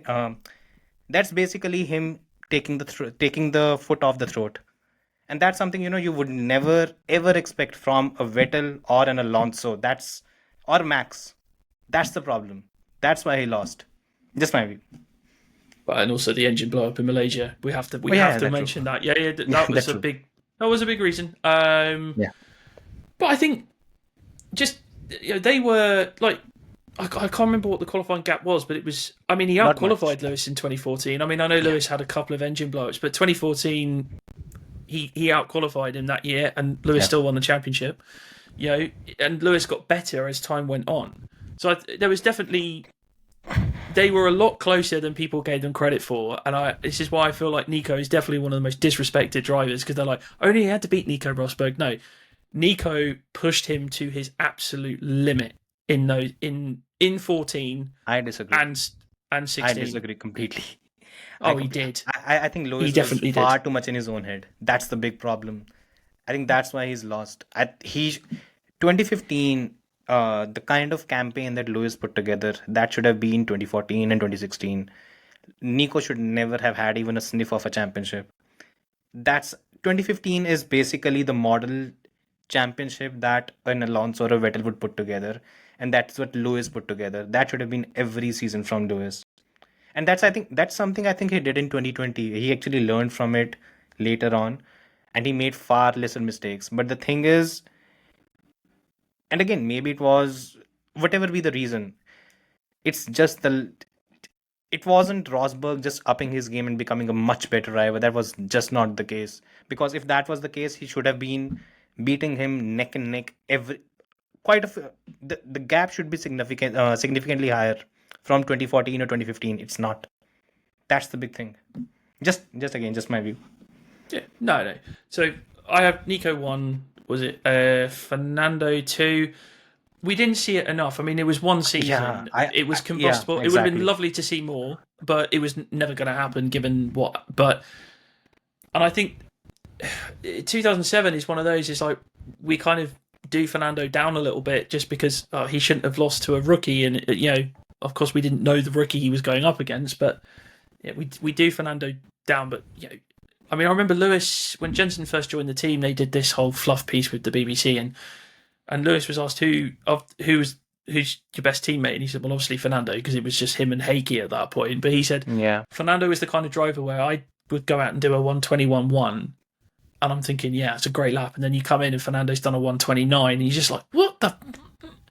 And I think that, Fernando was very, very good. Got in his own way a little bit in 2007, and then obviously there was all the outside factors and everything else. Yeah, and I think I put George above Jenson because I think George was able to challenge Lewis in a very unique way, and I think actually, I'd say, in a more complete, had the qualifying edge, had more of a qualifying edge, and was definitely the closest to Lewis, I think, in terms of qualifying pace. Yeah, because we have that data. I think if Lewis and Fernando had been together for 3 years, I think we would be having a very different conversation. But George definitely, where George I think lacked to Lewis was the race pace element. I mean, there was that joke that just came back every single race. It was like you could start George in P1 and have Lewis start P20, and they would end up together somehow, through George making a mistake or whatever. But I think George definitely. This is why I rate George highly, is that he doesn't care who his teammate is. He doesn't care who it is in the other car. He's going to go at you, and if you win, great. If I win, that's better. That's his mindset. I think Jenson, as much as I liked Jenson, he benefited from Lewis not doing very well in 2011, and then there were some internal team dynamics in 2012. There was the natural shift towards Jenson because Lewis said that he was leaving, which I think played more of an effect in 2012 than it did last year with George and Lewis. I think I didn't buy that sabotage stuff for a second. It's an interesting discussion, but I just think given everything that happened between them, I can't not have Nico Rosberg at 1. I just have to have him there, simply because I think of the level of the competition that they brought out of each other. And the intensity that those 14 and 16 in particular brought, it just you have to have him as number 1 because, and I think again it's a reputational thing. I think people expected Lewis to go into Mercedes and just wipe the floor with him, and yet Nico was able to hang. And did he not in 2015? That was the only year though. I think everyone's expecting that. It should have been every year. That's the thing. But do you not think that is a credit to how well Nico performed? It would have been if Nico beat him consistently on pace on more occasions. That did not happen. What happened was Lewis made quite a few poor starts. Then there were maybe a couple of mistakes. That's what cost him. Yeah, it's not both of them starting the race together, Russell beating him on pole, and then basically streaking away in the race. That didn't really happen. I will say with 2014, I think you talked about the mental side. Like Lewis was deficit from race 1 because he had the DNF, and then Nico got the 25, and it took him a long time to overcome that deficit. And then by the end of the season, everything shaked out as it was. And then obviously Bernie did the whole double points thing in Abu Dhabi. Yeah. I remember that. So old he probably Bernie. would have had that championship done a lot earlier had that little A race earlier, big yeah. elephant in the room Yeah. not been there. So No, true. Well, I'm going to say Kovalainen last, obviously. I think it goes without saying. Bottas That's second. a surprise. Yeah, Bottas in fifth. There's sixth. Yeah, fifth. Bottas, really, really good qualifier, but, basically the opposite of a Sergio Perez. Brilliant in qualifying, not great in the race, I don't think. Whereas Perez, brilliant racecraft, terrible qualifying. Perez had his Bottas 2018 season last year, only on a greater level. Massively, massively bad. Anyway, above those, I'm going to put Jenson P4. I know that's going to annoy mainly one person here. You guys, it's just vibes, right? With you guys. I mean, facts above feelings is what it's supposed to be. It's feelings above facts here. What the fuck is going on? So Jenson P4. Fuck you, casual. Above Jenson, right? I'm gonna put Alonso, but the reason I'm putting Alonso P3 is because, to kind of Baxi said it, lack of data in many ways. Because if we look at that season that they're together, it's really, really, really, really difficult to decide, how they stack up, because there's so many caveats on each side. Like, there's the rookie thing for Lewis, but then you could also caveat that by saying, yeah, but it was in unlimited testing. He'd done a season of testing in the car. Sure, but then Alonso has been around and been a double world champion, But then if you go to Alonso's side, there's all the Spygate stuff, the falling out with Ron Dennis, all the back, there's just multiple caveats that you could throw in to kind of, and it's only one season. So it's just hard to go, And Jenson Button, I think, is brilliant, but I think just, I don't know, in terms of just ranking, it's part of me wants to say it should be P4 Alonso, P3 Jenson. I do think you're right in terms of feelings instead of facts, because, like I said, the problem with Alonso is just the lack of data with all the caveats and everything. It's just hard to match them. I'm going to say Nico second and George first. And it's probably ridiculous to say George first, but it just has been an incredible... Why is it ridiculous? I'll tell you why. Because as much as I know some Hamilton fans, maybe two on this podcast, might get annoyed at me, I don't think George fought Lewis in his peak like Nico did. However, I do think George has been much more convincing, more consistently than Nico was, if that makes sense. So I think Nico had clearly had a higher moment with him because he won a championship. But if we're looking over the 3 or 4 seasons, I think George, even when George hasn't been was it 2023, right? After the upgrade, Lewis was convincingly the better driver for the rest of the season. Even then, George wasn't way off, and you could say similar things about Nico, but I think George was just more consistently there. The reason I say it's hard to kind of decide between the two is I think Nico was fighting Lewis at his absolute peak of his career, whereas George wasn't. I don't think Lewis is far off peak, but I think Lewis's peak for me has been 2018. I think 2018 was my favorite season watching Lewis Hamilton. And I think the thing is, all drivers drop off eventually. I think that was his peak. He slowly dropped, but unlike some people that want to get really angry about it, it's not like he's gone off a cliff. It's just he's gone down a bit compared to where he was then, which is normal. That's how aging works. Yeah, the thing is, if you even put the top 4, including Button, it is kind of, I think it is one of those things where you could rank them in various ways depending on feelings and facts, because your feelings can always put the facts in a certain light, right? That's the problem with F. It is the problem, man. It is the problem with F1, because F1 doesn't have facts that are this is exactly it, because there's so many variables and we don't have access to all of the team's variables. So you're never going to be able to not bring some feeling into it. But yeah, Alonso's, it really is a shame that Alonso didn't stick around for 2 more seasons. It would have been incredible to watch the two of them, fight each other. But Ron Dennis's fault, isn't it? Yeah. Okay, just a question. And Alonso's fault, just to clarify. Yeah. Just to add on to this, question for all of you. 2008, if Alonso sticks around, What do you think happens? Massa wins the championship, first of all. Yeah, I kind of agree. I think again they probably would have kind of taken Who enough comes out points on off top? each other. That's what I'm saying. I might lean towards Lewis just because I think Fernando again would have got in his own way a little bit. Yeah, I mean, okay, he had 2 unbelievable drives in 2008.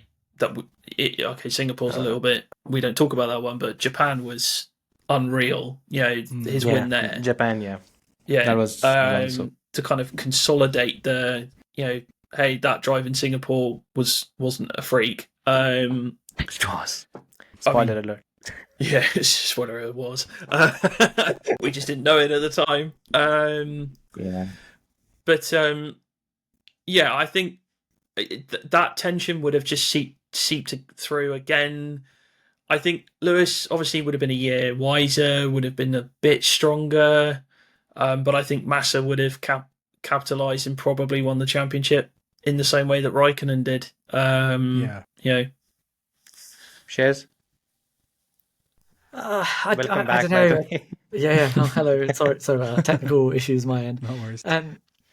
Look, I think it's really tricky because what you're balancing off is Lewis being a year more experienced and having that in his locker, but also Alonso being a bit more battle hardened and understanding what the game is at McLaren, which he actually got towards the end of his season at McLaren. He just sort of went into his shell and just produced performances. Monza and Belgium were brilliant drives, right?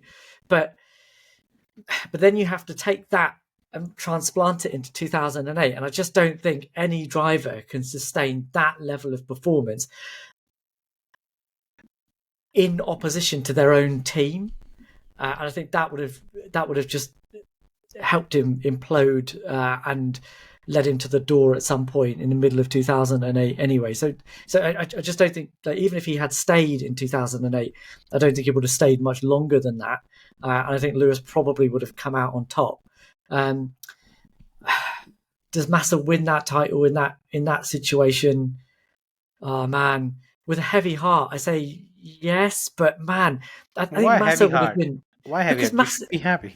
No, man. Look, I like Massa, but I do think in the annals of Formula One, it would have been a bit of a travesty if Felipe Massa found himself on the Champions Trophy. Why? I just don't think he was good enough, mate. In that season, both drivers had very substandard season, to be honest. I think that F2008 was the fastest car on the grid by quite a bit. It just didn't look as quick because Kimi Räikkönen still didn't understand how to drive a Bridgestone tyre, and Felipe, and you know that because of the number of fastest laps he put in that year. He suddenly understood in the middle of a race and then dropped off again. And Felipe made the best that he could, but he was still having to be told by Rob Smedley how to drive around particular corners in Monaco.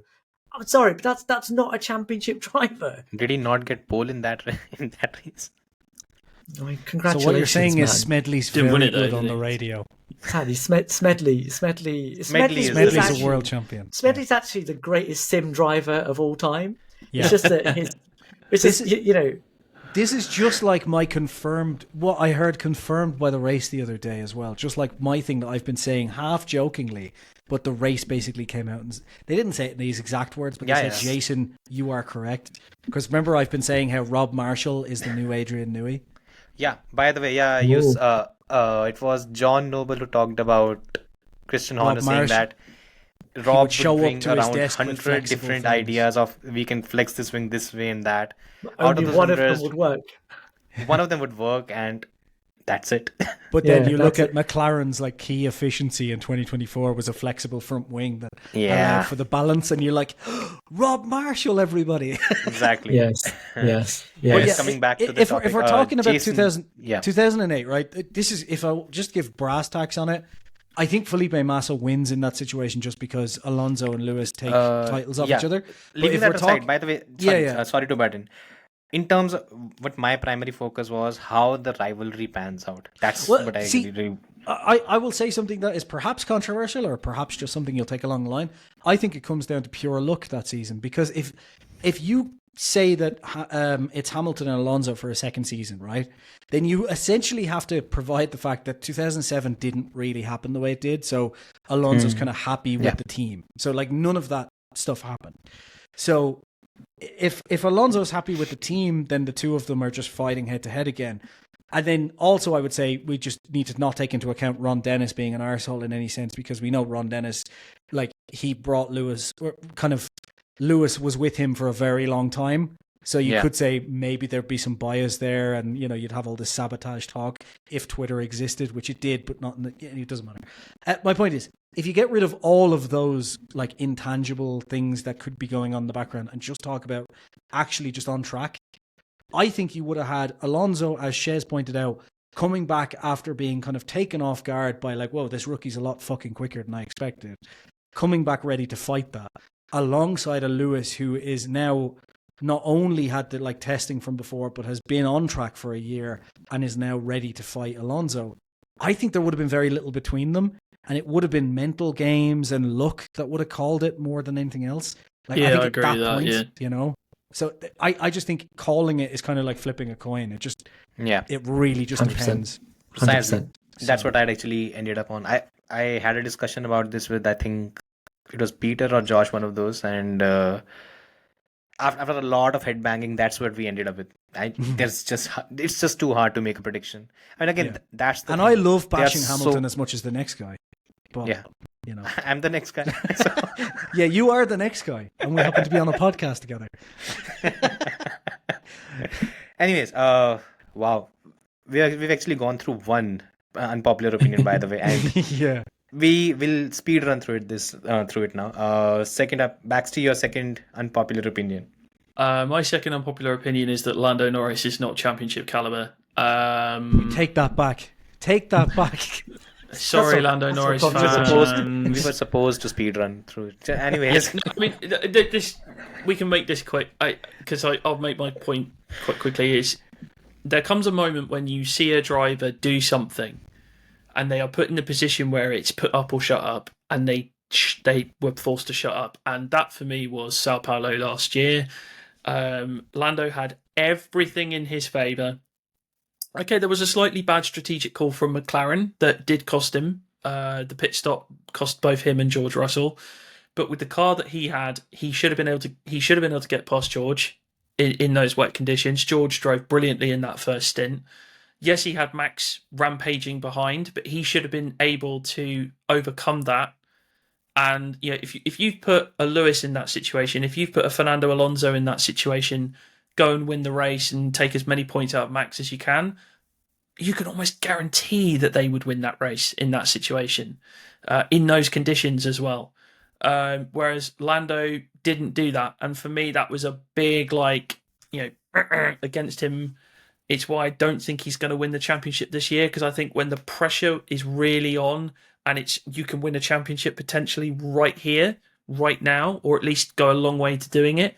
Yeah, he didn't deliver in that really key, crucial moment. And I like Lando. I like him a lot. I think he's, I don't think he's as bad as some weirdly Lewis Hamilton fans think he is. And Max Verstappen fans as well.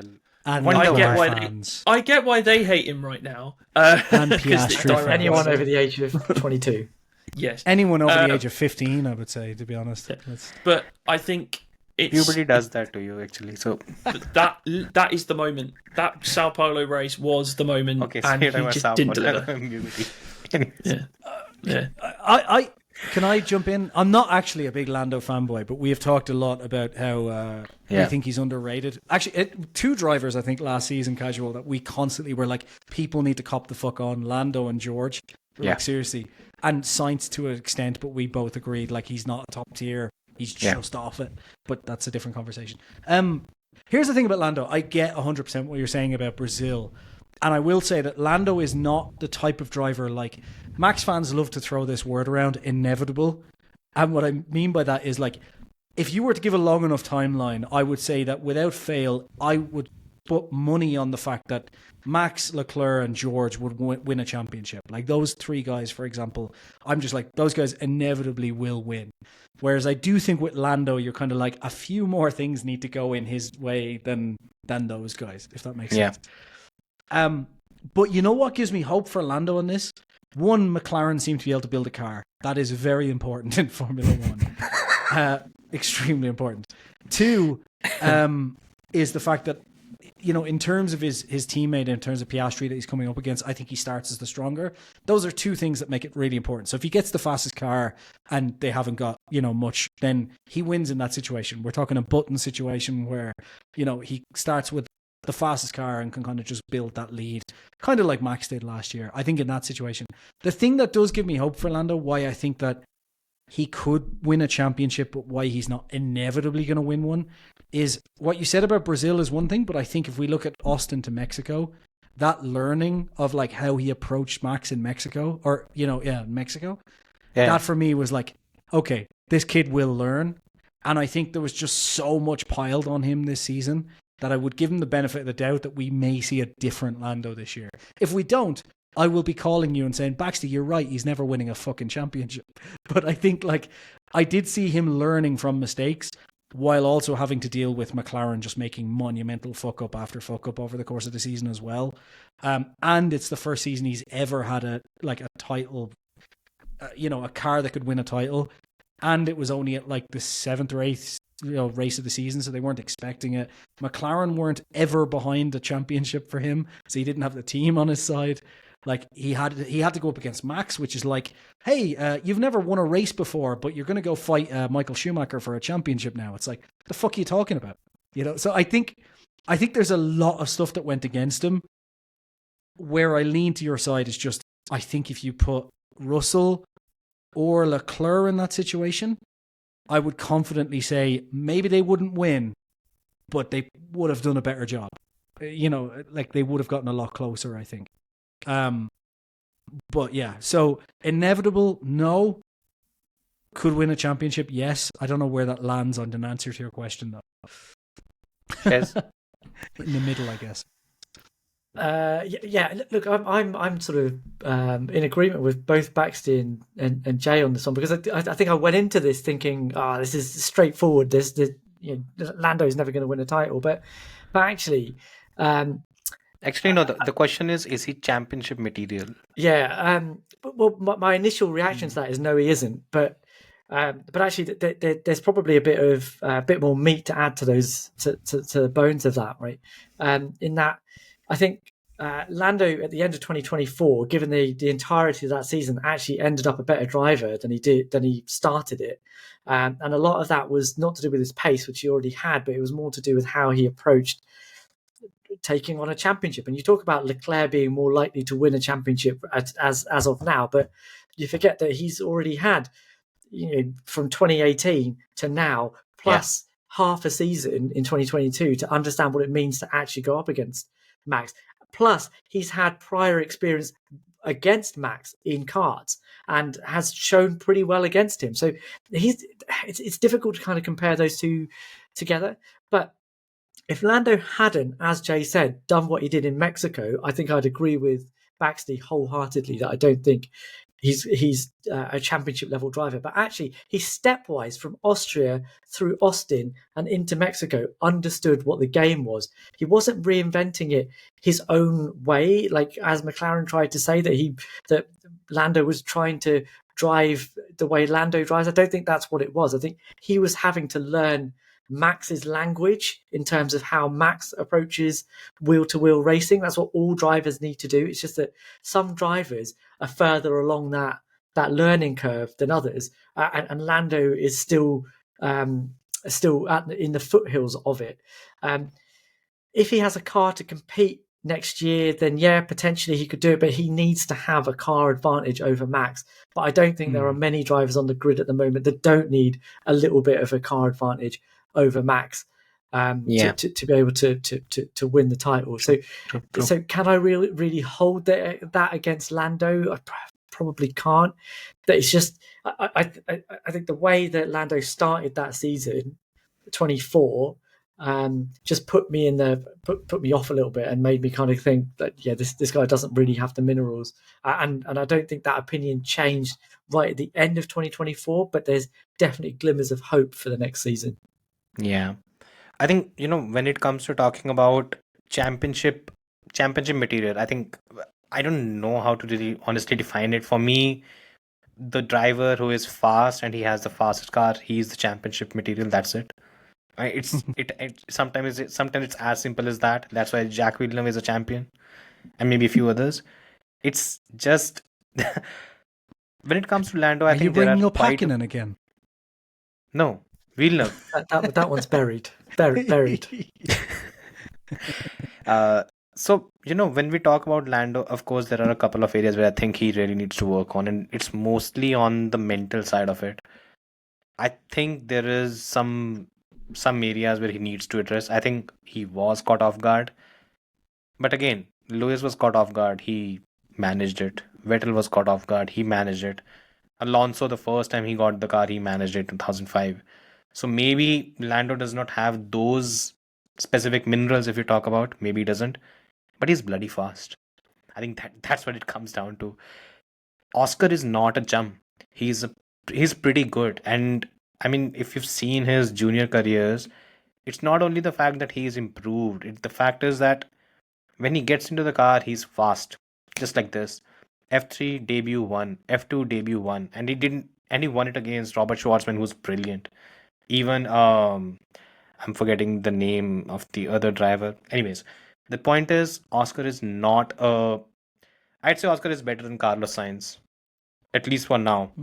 In terms of pace, potential, and everything. And Lando dunked a 24 qualifying statistic on him, and that's no joke. Somewhere down the line, he needs to work on the intangibles, but last season he lost around 75 to 80 points just on starts. He just fixes his starts, he wins the championship last season. That's how it just comes down to this.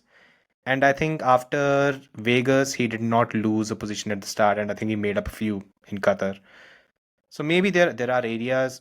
Look, if everyone has the same car, Max wins without a doubt. It's not even a discussion, at least for me. You move that aside. You put the current situation that is there. And by the way, just so you guys are aware, right now, Lando Norris is odds-on favorite to win the championship in 2025. In all betting markets. Yeah, I get that completely. Yeah. McLaren have just won the constructors. Momentum-wise, you'd think, that makes complete sense. I think also he said that this year's going to be his year, so therefore, that's gospel, isn't it? Because Ferrari have said that since 2007, and every year Ferrari have won the championship. So, if you put backstay, I think if I was to sum it up, if you put it two different ways, I disagree that Lando isn't championship material. I think he could win a championship.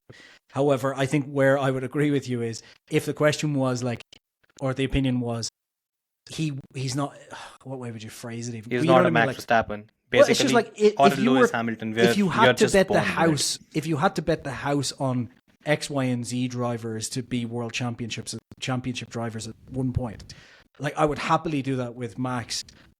I would want to do it with Leclerc, but I'd be like, listen, if things keep going poorly, change fucking team. But, in terms of driver, sure. George the same. If you give George a car, he's winning it.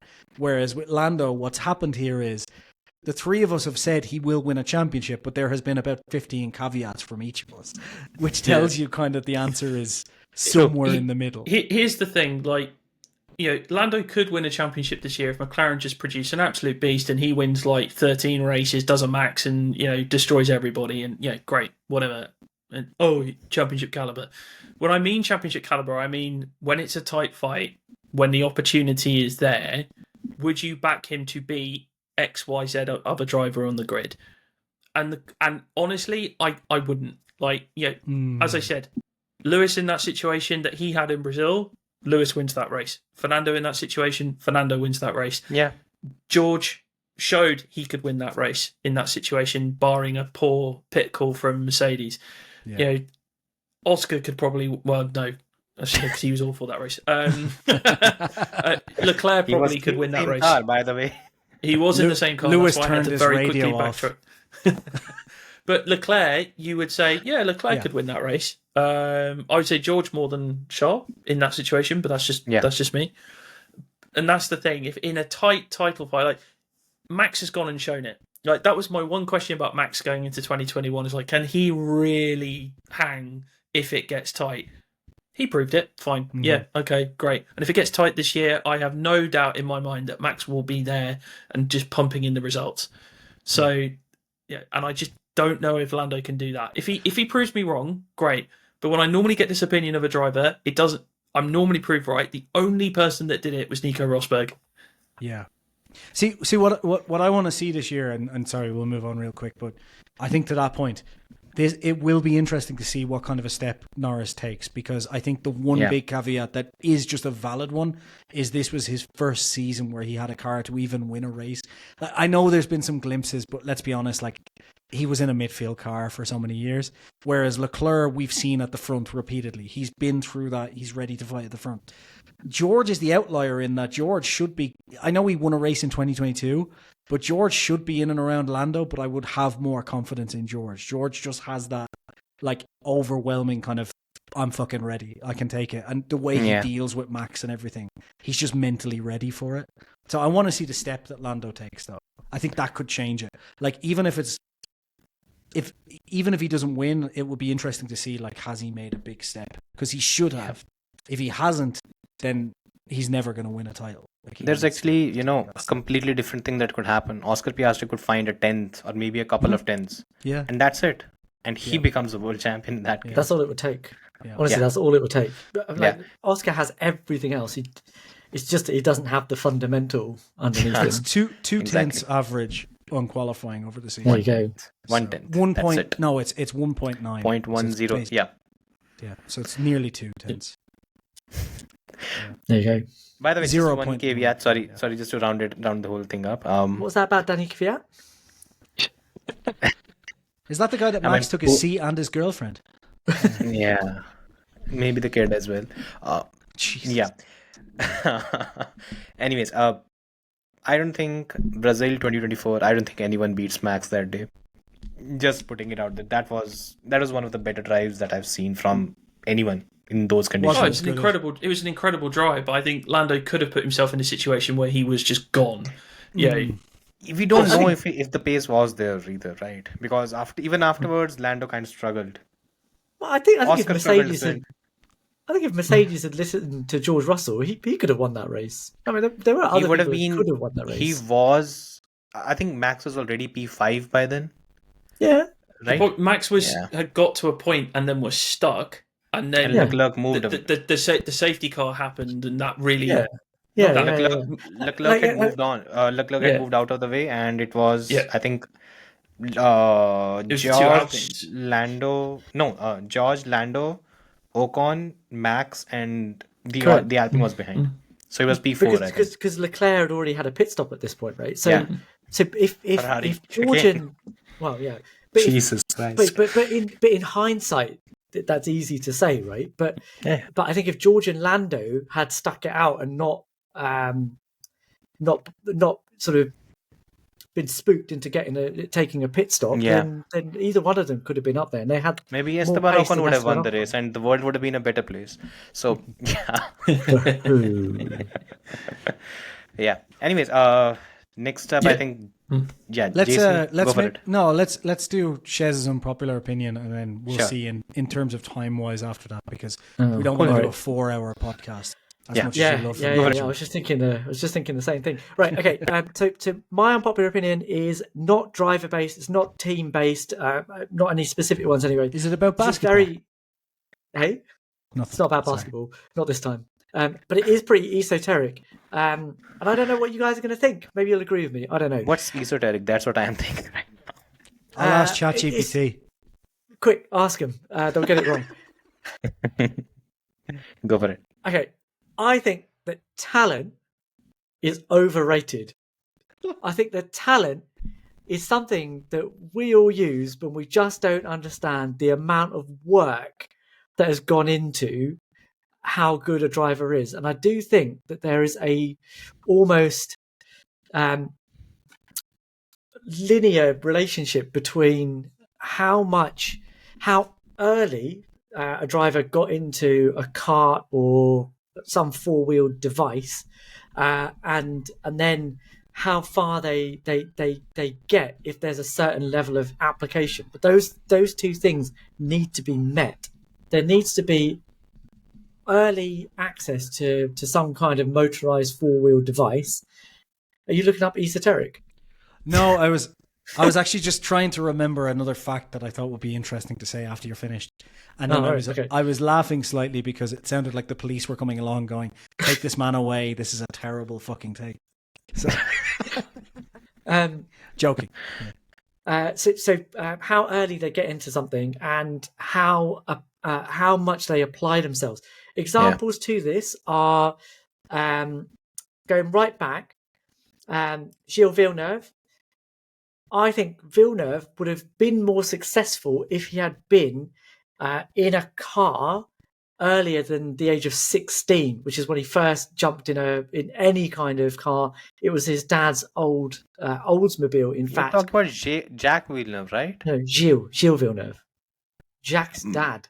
But but Gilles could not really have a career. Like it was 4 or 5 years and he was done, right? It was what, 2 races in 77 and then 78, 79, 80, 81, 82, 5 seasons almost. 5 seasons, yeah. But in terms of the talent that he, I hate that word, but in terms of what he was able to show on track, I think he would have been able to show more if he had started in a car earlier. Then you fast forward to the modern era, and I think the 3 really good examples for this are Michael Schumacher, Lewis Hamilton, and Max Verstappen. Schumacher and Verstappen both got into karts around sort of between 3 and 4 years of age, and they both had this unbelievable mentality that they were going to be better than everybody else, and they were going to apply themselves to do that.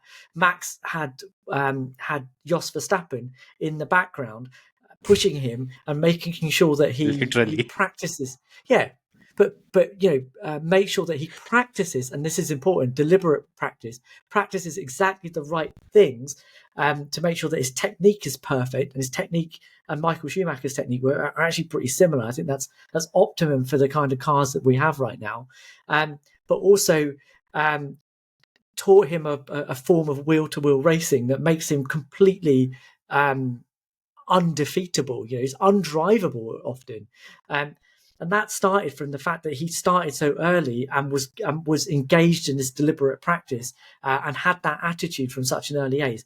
And Lewis Hamilton similarly, but he started a little bit later. He got into a kart when he was 8, so he might have had that deliberate practice, but it started later, and you can see that even now that this ceiling that he suddenly seemed to have reached with this type of car, I don't think is to do with his age. I think it's to do with when he got in the car, the fact that he hasn't had the same number of years of deliberate practice that someone like Max Verstappen or Michael Schumacher had. And that's why he's struggling to adapt to this type of car in a way that those 2 drivers didn't. So I don't think that there's an innate ability, and people will argue about this, like, but they jump in a car and they're immediately amazing. Yeah, but I think you can get anyone to that level if they have those other 2 things: the application and the tenure in the vehicle. So I don't think talent is an intangible thing. I think when you really look closely at what these guys did to get to where they are right now, you'll see that it's very obvious how they've got there. But anyway, tell me what you think. Well, here's an interesting fact that will fit in with exactly what you're saying. I don't know if Casual, do you want to jump in first? You look go for it. All right. He was like, I'll tell you one thing. This is. I'm sure people will get where I'm going straight away when I say this. Most professional hockey players are born in January, between January and March. There's an interesting one for you. So there you go. That's actually what I was looking up. So essentially, there is a thing. If anyone hockey is what, by the way? So this is actually specifically ice hockey in Canada. Yeah. So the professional leagues of ice hockey. It's Canada. Yeah, but my point is the professional players of ice hockey in Canada, 90-something% of them are all born between January and March. And there's a reason for that, which is the cutoff date for the trials to enter the trials, and the trials themselves are in January. So it's January 1st to the end of January that they start, which means that if you go for these trials and you were born in January, you tend to be a year older than the kids who were born in, say, December, and therefore just try out then. And that means that your body is physically a year older almost. Therefore, you tend to get spotted as more talented. Then you get more coaching, and it compounds over time and so on. So, like, I think there's two things to look at there, which is, I do agree. I think people look at talent a bit too much in some ways, because even starting from my own experience, like outside of F1, I'm not like, I will get back to F1 in a second, but like literally I have done like some weird things in my life where people are like, oh, well, you have to go to college, you have to do this, you have to have done this from an early age. And I'm like, fuck you, I'm just going to start doing it. And, 2-3 years later, there's like, oh, something's happened. Like I started doing silly YouTube videos, told a friend of mine, I'll get a film on fucking streaming at some point. And he's like, yeah, you haven't gone to film school, you're not going to do anything. Documentary on Amazon Prime. Fuck you, on, just to tell you. So like, but like my point is, I think what your thing comes down to is that like unfair advantage. And yes, Max had that unfair advantage to start from a young age, to have a dad who cared more about his driving skills than his parenting skills. Be behind him the whole way, honking him as he walked home from the gas station. All of these different things, making sure he drove in the wet all the time with the roof down. So yeah,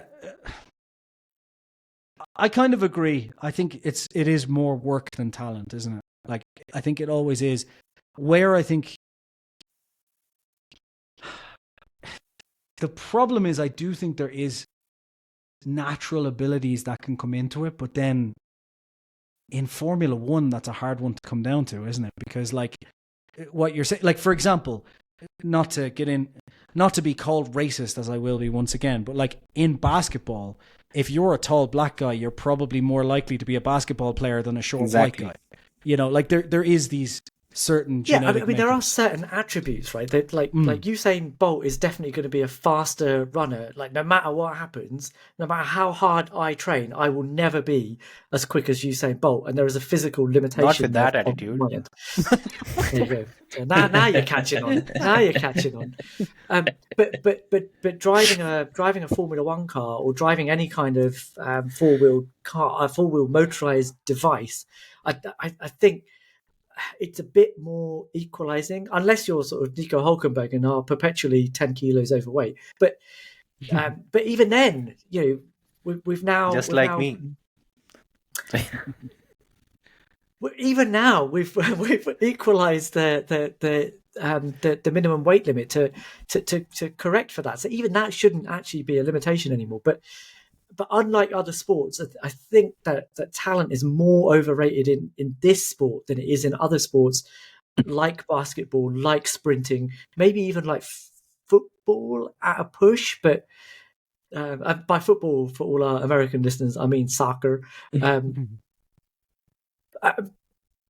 all five of them understood. That's right. Well, I mean, look, you can kind of narrow it down with a couple of things as well. Of like, I think there is some natural talent that comes in. Sorry to take up more time real quick, but like, because I don't want to say like Max and Sainz, you could say like they both had similar things behind them. Like they both had race. Yeah, I think the biggest answer is, I think, and that answer has been given by quite a few people. Sebastian Vettel was questioned who does he think is the most talented driver he's seen, and his answer was Kimi Räikkönen. Put him in any car, the first lap he's going to be faster than anyone else. I have to work for the lap time. That's what he said. David Coulthard, same thing. Mark Priestley, same thing. Kimi Räikkönen, if you put The thing is, when we talk about excelling in any sport or anything, you have to have a baseline talent. From there, you start building everything up. That's the whole thing. Kimi did not. That's why he ended with a shit ton of money and a world championship. But Yeah. even casual, even that is quite an interesting one, because if you look at the who was it who ran him in F3? Was it ART Robinson or that ran something? him? No. It wasn't. I Who, can't remember AR3. I can't remember who it was, but basically what they said was that he had done all of his learning in karts, like all of that deliberate practice had been done in karts. So when he turned up in F3, his attitude was all wrong at that point. He just turned up and said, "Look, I don't care about learning. I know I'm going to be quick in this, so I'll just go as quick as I can." And then you saw that throughout his career, what he ended up doing was he just said, rather than trying to, really get into the nuts and bolts of how I'm going to develop this car to make me faster, which is what people like Schumacher, Verstappen does now, Lewis did before. Yeah. He never did that. He was just like, plug me into the car and I'll do it, because all of the learning that he had, all of the stuff that made other people say this is the most talented driver I've ever seen, he did it in karts before he ever got into an actual car. So even then, you can go back foundationally, you cannot say that just because he had the foundations, he was going to be that, right? No, and I agree it doesn't always translate. But if it does, which it did for him, then you can argue that he'd done all of the hard work before he got into a car, and was just able to translate what he did in a car into what he did in the car. And it just happened that what he'd practiced in the car worked in the car. If you're going to use my logic, and if you don't agree with that fundamentally, there were far too many then cars. it's I different. kind of lost track somewhere. I mean, this is the 10,000 hour thing, isn't it? Where it's like, you do, and I can apply that to my world, the music world, where you could get two people who are at the same level, say piano players, but they're just as talented as each other. But one guy practices more purposely than the other. Well, then you see one go like that, and the other kind of go like that. It's how it works, and I think Max clearly had a luxury of opportunity because he had a dad that was a Formula One driver who was able to fund. We know that karting is not cheap. Certainly in this day and age, it is not a cheap endeavor.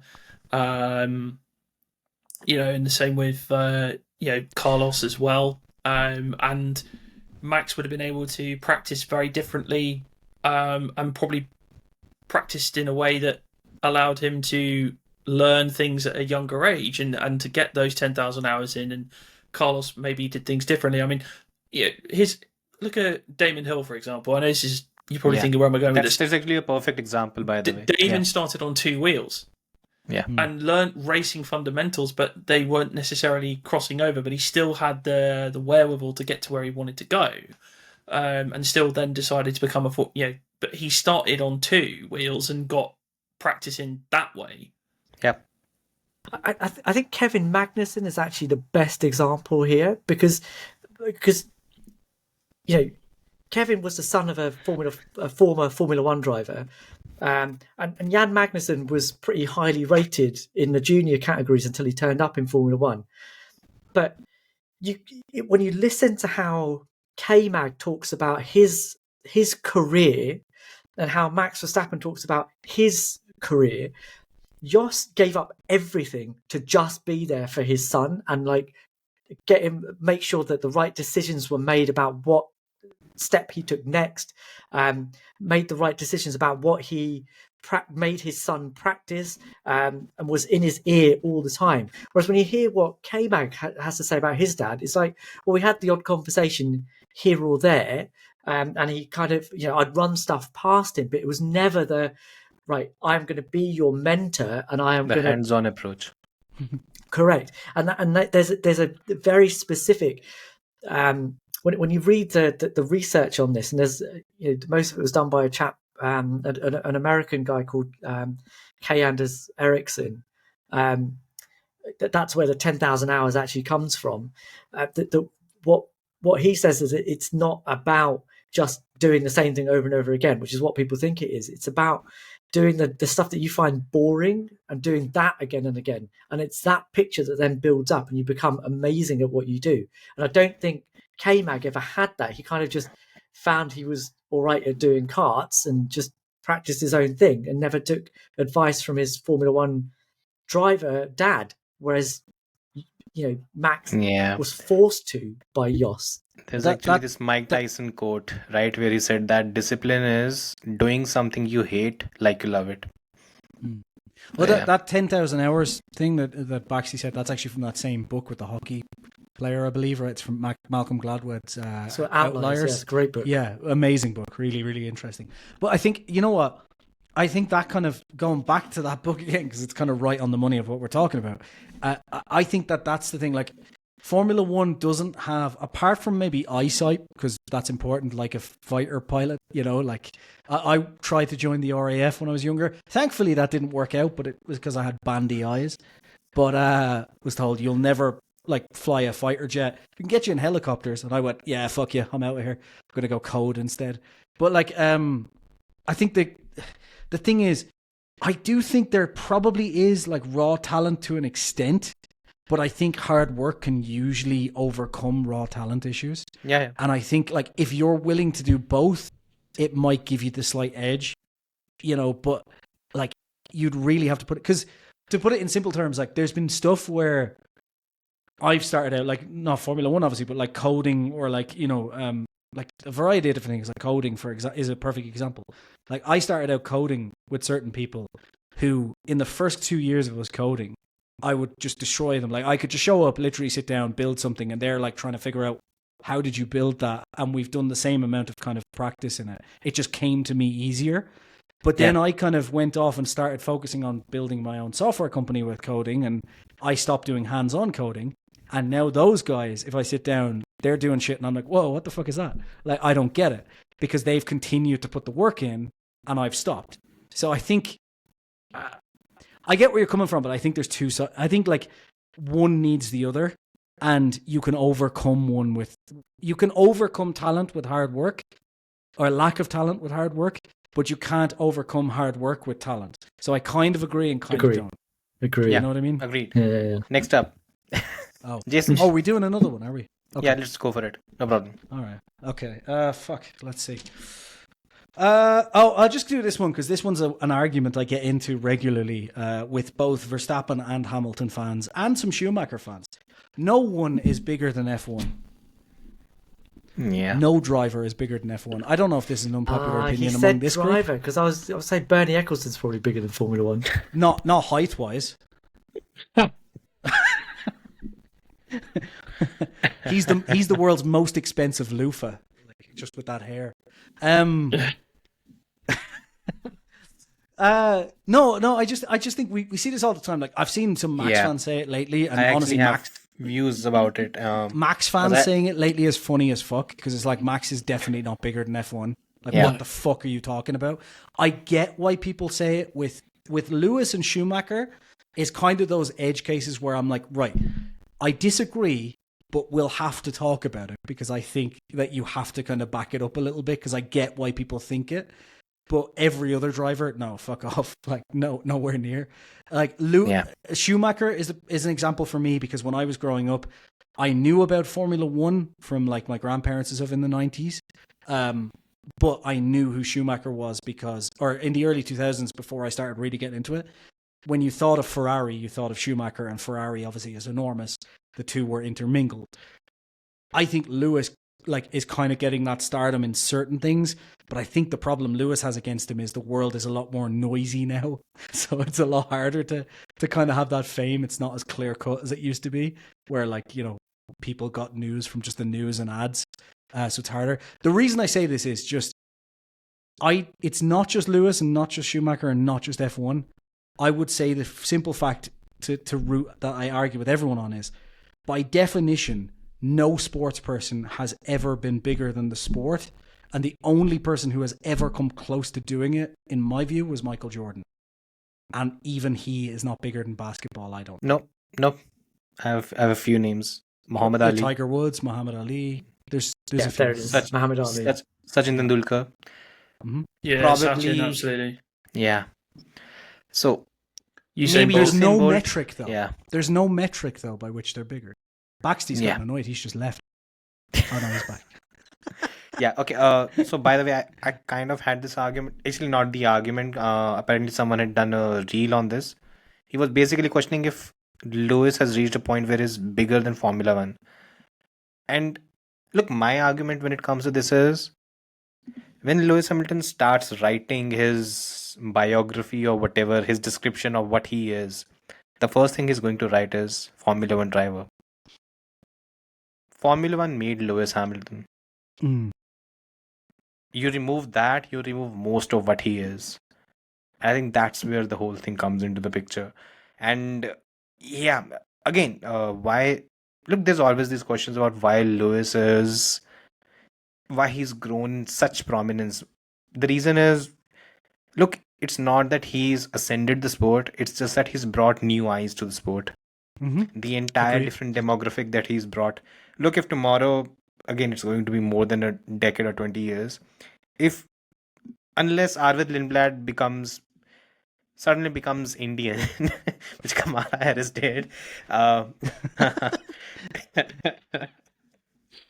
unless that happens, any driver that comes from India, he's going to have something similar because the kind of eyeballs that he'll bring or that he'll have, it's going to be massive. I think that's the whole thing. What Lewis has Yeah. done is he's brought an entirely different generation. That's why he's famous. But again, if you're saying that, is he bigger than the sport? No, he's not. Doesn't make any sense. Yeah, it just the argument I got back from this, which was hilarious, and it was a very Lando Norris fan argument. This was the funniest. There was a few arguments, but this was the funniest one. Someone literally responded with Lewis's Instagram and Formula One's Instagram, and I went, That's stupid. "This is not an what the fuck are you showing me these for? Like, what Yeah. you're telling me is one has better social media management than the other. Brilliant, great, yeah, thanks." This proves nothing. Yeah. Look, Lewis is a huge star, and ironically, if we're talking about people who are recognized by non-F1 fans on the current grid, there's probably really only two drivers that I think a lot of people outside of F1 would recognize. Lewis Hamilton's one because he's been doing stuff outside of Formula One, like especially in fashion, but also just in general, like in America. Lewis Hamilton's one. The other one, ironically, isn't on the grid anymore, and that's Daniel Ricciardo, who just kind of, Yeah.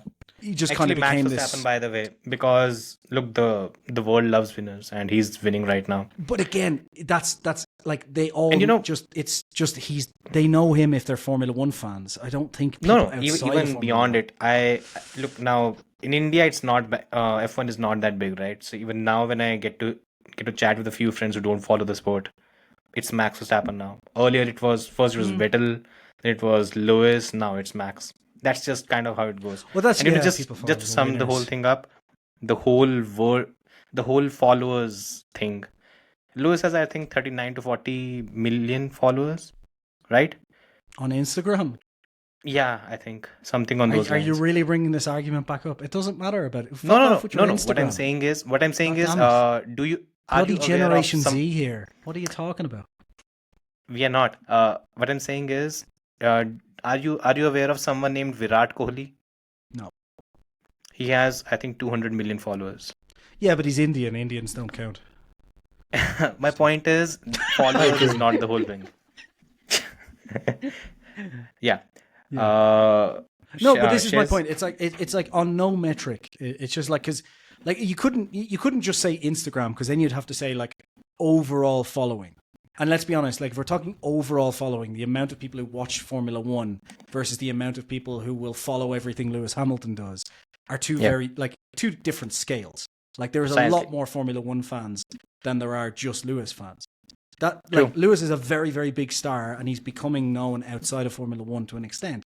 But like it's just when I hear this bigger than F1, that's where I have the problem. Because it's like no one is bigger. There has never been a driver in my mind that has ever been bigger than F1. I think I see where you're coming from. Like Michael Jordan, I think gets close to being bigger than basketball, but Michael Jordan also made basketball bigger. Like hugely influenced the amount of people who watched basketball when he was there. Created movies like Space Jam, which not only brought eyes onto Michael Jordan as well as bringing eyes to the movie. It also brought eyes on basketball. A lot of people started playing basketball because of Michael Jordan. I actually would have said Conor McGregor as well, but you hate him, so. No, I fucking don't ever mention his name on this fucking podcast. I hate that guy. But no, Conor McGregor, like, the point is, Conor McGregor, you could say for a specific period of time, was known more than UFC. You could technically argue that. But what happened was, it brought a load of UFC fans, and UFC became bigger than, you know what I mean? So it isn't. It isn't. It still isn't. It's not that reason. That's UFC's huge. Yeah. But like, fair. Muhammad Ali, like, bigger than boxing? No, still. Like, I think in terms of historical, like, context and like his mark on the world, you could say yes, it's more important. But like, that is that bigger than boxing? That's what it means actually by being bigger than boxing.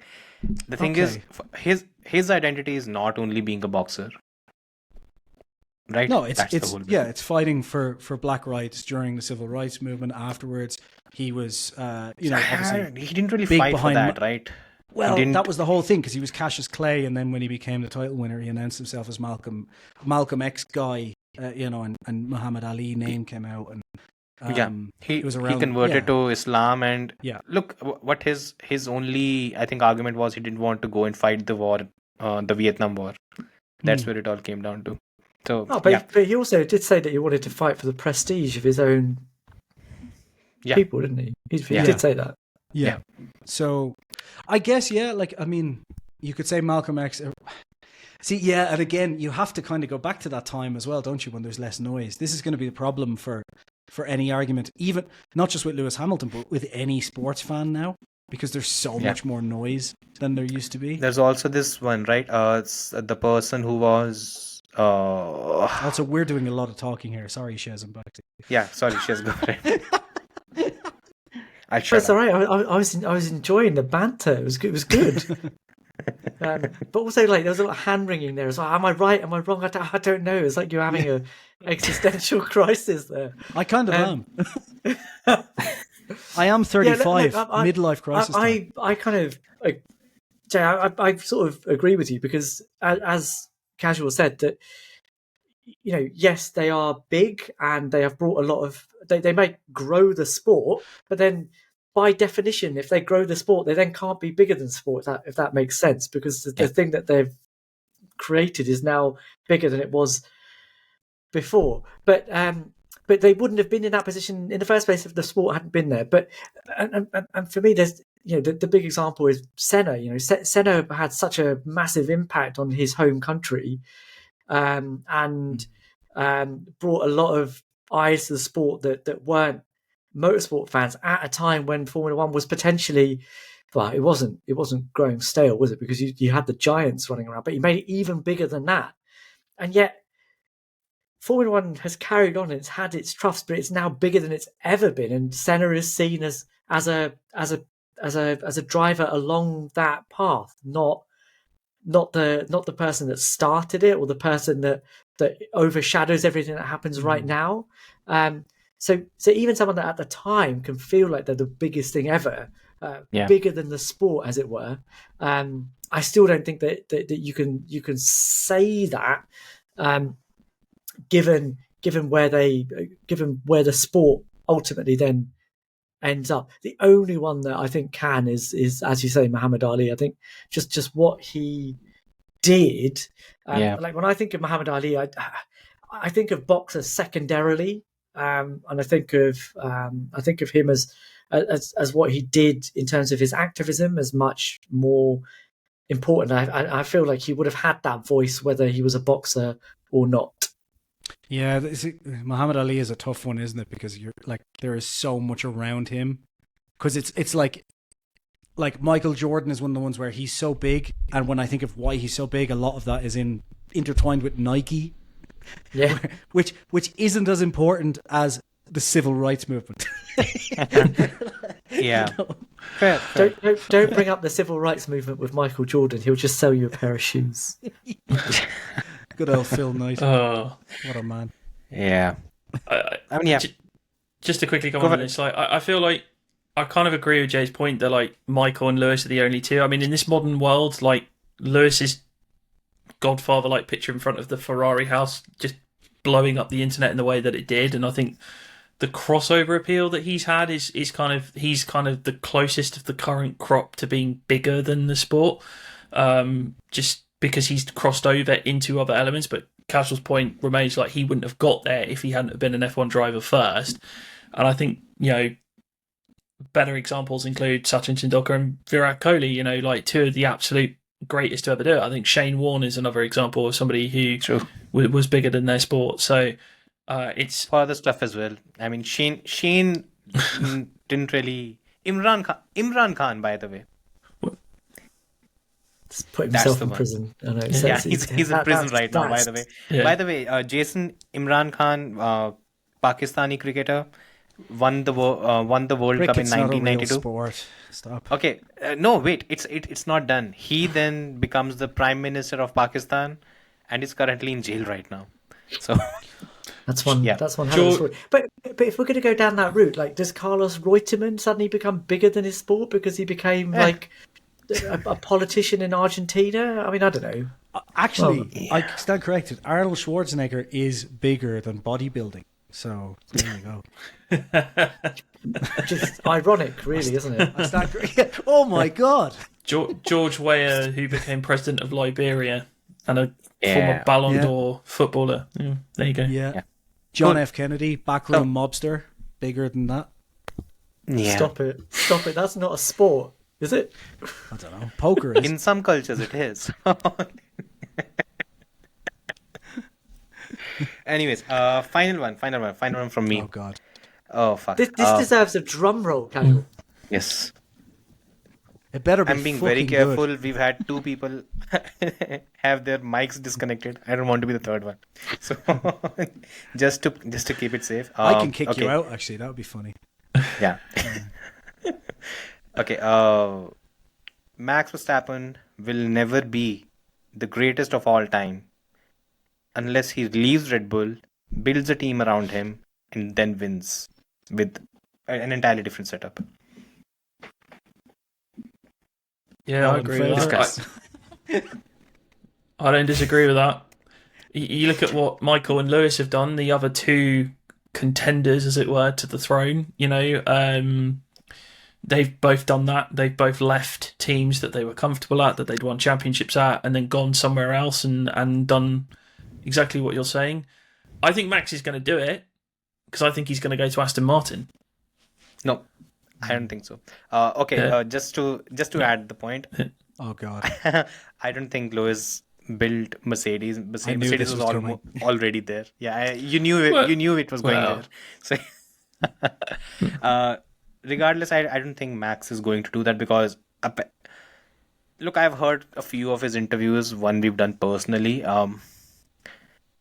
He's just too hell bent on, I want the fastest car right now. I'm not looking for a long-term commitment and building a project. He's been very adamant when it comes to this. And when you have that kind of an attitude, it's just... And look, he's very strong-headed when it comes to his beliefs and everything. I don't think he'll change that. That's why, when the whole $1 billion contract thing came up, I laughed it off. I didn't think it was going to happen. So, yeah. Okay, strong disagree from me on that one, unfortunately. The reason being that, number one, it is the job of a Formula One driver to get their bum in the fastest car they possibly can. That's how you win titles. Him saying, I don't want to build a project, isn't him admitting defeat. That's him just doing his job. And if you talk about the greatest of all time, the drivers that you're going to put on your Mount Rushmore, aside from Michael Schumacher, if you put someone like Ayrton Senna on there, did he win a title with anybody other than McLaren? I'm not putting him on there. Plenty would though, and they're stupid. Would you? Sorry. See, there you go. You did put him on your list. Not in the Mount Rushmore, right? Not in top. You put him. Where did you put him? Senna was 6th, I think. You're ridiculous. You shouldn't be allowed to. He shouldn't be allowed to be an F1. I'll tell you the list. It was Michael, Prost, Fangio, Fangio. Okay, so Fangio is going to be my second example because Fangio, He was the classic, wasn't every he? time a car was about to not be any good, he jumped ship to another car that was going to be the greatest. So actually, did he ever? He also belonged to an era where drivers made a much bigger difference to the car performance than anything else. Sure. I mean, you can say that, but you still have to have the machinery under. It's a fact. But you still have to have the machinery underneath you. There was no way that course. Alberto Ascari was going to win a title in a Ferrari that was like 2.5 seconds off the pace of a Mercedes. It just wasn't going to happen. Get him a pair of Nike Air Jordans. He could have ran alongside the car. You don't know that. Bigger than Michael Jordan is so much bigger than basketball. He was around in 1955 to give Ascari some boots. That's how big Michael Jordan was. Shaq is literally bigger than his sport. But anyway. Apparently not as big as Arnold Schwarzenegger. So there you go. But that's why I don't think you need to move teams, and I think actually Max has shown enough. He's been competitive and won championships in more than one technical regulation, and in a car that wasn't actually even the quickest. You just said it was the quickest. Half an hour or an hour back. 2021, man. 2021. Oh, okay. That's interesting. Right. Interesting. I mean that's marginal. I don't really. Sure, but it's just. No, I agree. Exactly. You can call it either way, but you know, if you're going to use the actual super time stats, the Mercedes was quicker. So I think Max has proven everything he needs to prove, really, and the fact that he was able to actually get more points than Lando Norris did from Miami to the end of the season, I think tells you that it's not just the car that's doing it. You know, yes, he has to feel comfortable in the team that he's in, but I think he's ticked off enough boxes, and going to another team and winning a championship there, fine. You know, yes, it's important, but is it going to define him and make him not the greatest of all time? I don't think so. There's a reason why. Because look, when we talk about success in Formula One, there are a few parameters that you have to tick. The first of them is the team that you have behind you. That's 90 to 95% of the job. What separates Michael, or maybe to an extent Niki Lauda and Alain Prost, is that they build the team around. Maybe not Alain, but they built the team around themselves, and he did. Okay, let's stop the Prost slander. Prost definitely helped to build McLaren. I have him second in my go-to. This is the I'm slander I'm the last person who's going to slander him. Thank you. You're talking to the president of the Alain Prost Truther Society in Shares. So Prost gets such a bad rap, man. Such a bad rap. And the France Bashing Society here, right? So he's the Lando Norris of 1980s, apparently. Oh my god!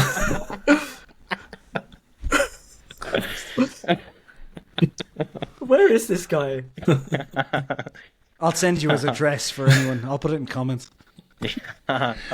Anyhow, look. So when we talk about Formula One, why for me, why a Michael Schumacher kind of he stands alone what he achieved, because the reason was, it's not only the fact that he won the championship in 1994, 95. The thing is, in 96 or 97, he had the option to just jump in the fastest car, and he ideally could have. He had the option on the table, maybe take a pay cut and just go for it. Williams was on the table, by the way. But the money was better at Maranello. But the what? The money was better at Maranello. Yeah, he'll get the money later. I mean, if you are a 6 or 7 time world champion, you'll get the money anytime. For him, it was all about building a project. And Ferrari, since then, you remove those 10 years, I don't think Ferrari holds the same iconic status it does right now. And that should tell you what Michael Schumacher is. Casual. I like your premise is based on the premise fact that Michael is Schumacher... there's 95% that 95% of success in Formula One depends on the team. Yeah. Michael built the team for himself. Okay. No driver, other drivers have not done that much. Okay. So my counter argument to that is that actually Michael Schumacher won all of his titles at the same team. Oh, I see what you mean. Yeah. Because Rory Byrne, Ross Brawn. all of the guys that were at Benetton. No, he upgraded his team boss. I mean, true. Same team, man. It was exactly the same team. The team Stop was bashing upgraded. Flavio. I will Other not than you have had- Flavio bashing on this podcast. Yeah, this has become an aside. I feel like this is a battle I need to watch at some point. But Yeah, go for it. Michael was there with the same guys. Like he wasn't going to win in that It's- Ferrari while John Barnard was still designing a car from Guildford. He wasn't going to do that, but the team is not about 3 or 4 people. It's about a lot I of would things argue it below is. that. I would argue that Oh, no. it is See, no. quite See, a lot to do with. that's- See, we had a Baxter agrees with me. That's the thing. Like it's and one thing that, but like when Lewis left Mercedes at the end of last year, they did all the interviews with the likes of Ron Meadows and Shove, and they said that the common characteristic that they noticed between Michael and Lewis is that they would go into a team and just get everybody pointing in the same direction. It's like, this is what we're going to do. Like Michael did it to a greater extent at Ferrari than Lewis did at Mercedes, because obviously, Michael built Ferrari from a much lower position than Mercedes were already at. But what Lewis did is that Because Michael already built Mercedes to a very high level already, right? Oh my god! Get, Oh, get there we him go. out of here. I'm literally, screwing with you at this Yeah, I moment. know, yeah, Jason I know. knows it. But like, Schumacher for fanboy. example, what they said is that Lewis took Michael's work ethic and improved upon it. Just going to throw that one out there. Ron Meadows' words, not mine. But he said, it's like What does he know anyways? he's just worked with both of them. Yeah, he's no Rob Marshall. yeah. It's I got that one. it's getting them there and getting that team fully focused on what they need to do in order to win championships and making them better than when they left them. And I think Michael definitely Why did he that. not do that? Why did he not do that with McLaren or with Mercedes? Lewis joined Mercedes. Mercedes finished P2. Yeah. Lewis left Mercedes. Mercedes is P4th. Yeah, Lewis I joined think- McLaren. McLaren should have won the championship. When Lewis left, McLaren was P3. He didn't leave them in a better place. Just putting it out. No, Nor did- McLaren. nor did- I agree. Nor did Michael really, but Yeah, McLaren, I agree, absolutely, yeah. But then Lewis at Mercedes, I think Saved the obviously best there for were the last, didn't I? yeah, there were things going on there. It's but but Max he has also done all of fundamentally these things. changed the You're talking culture of about- the team.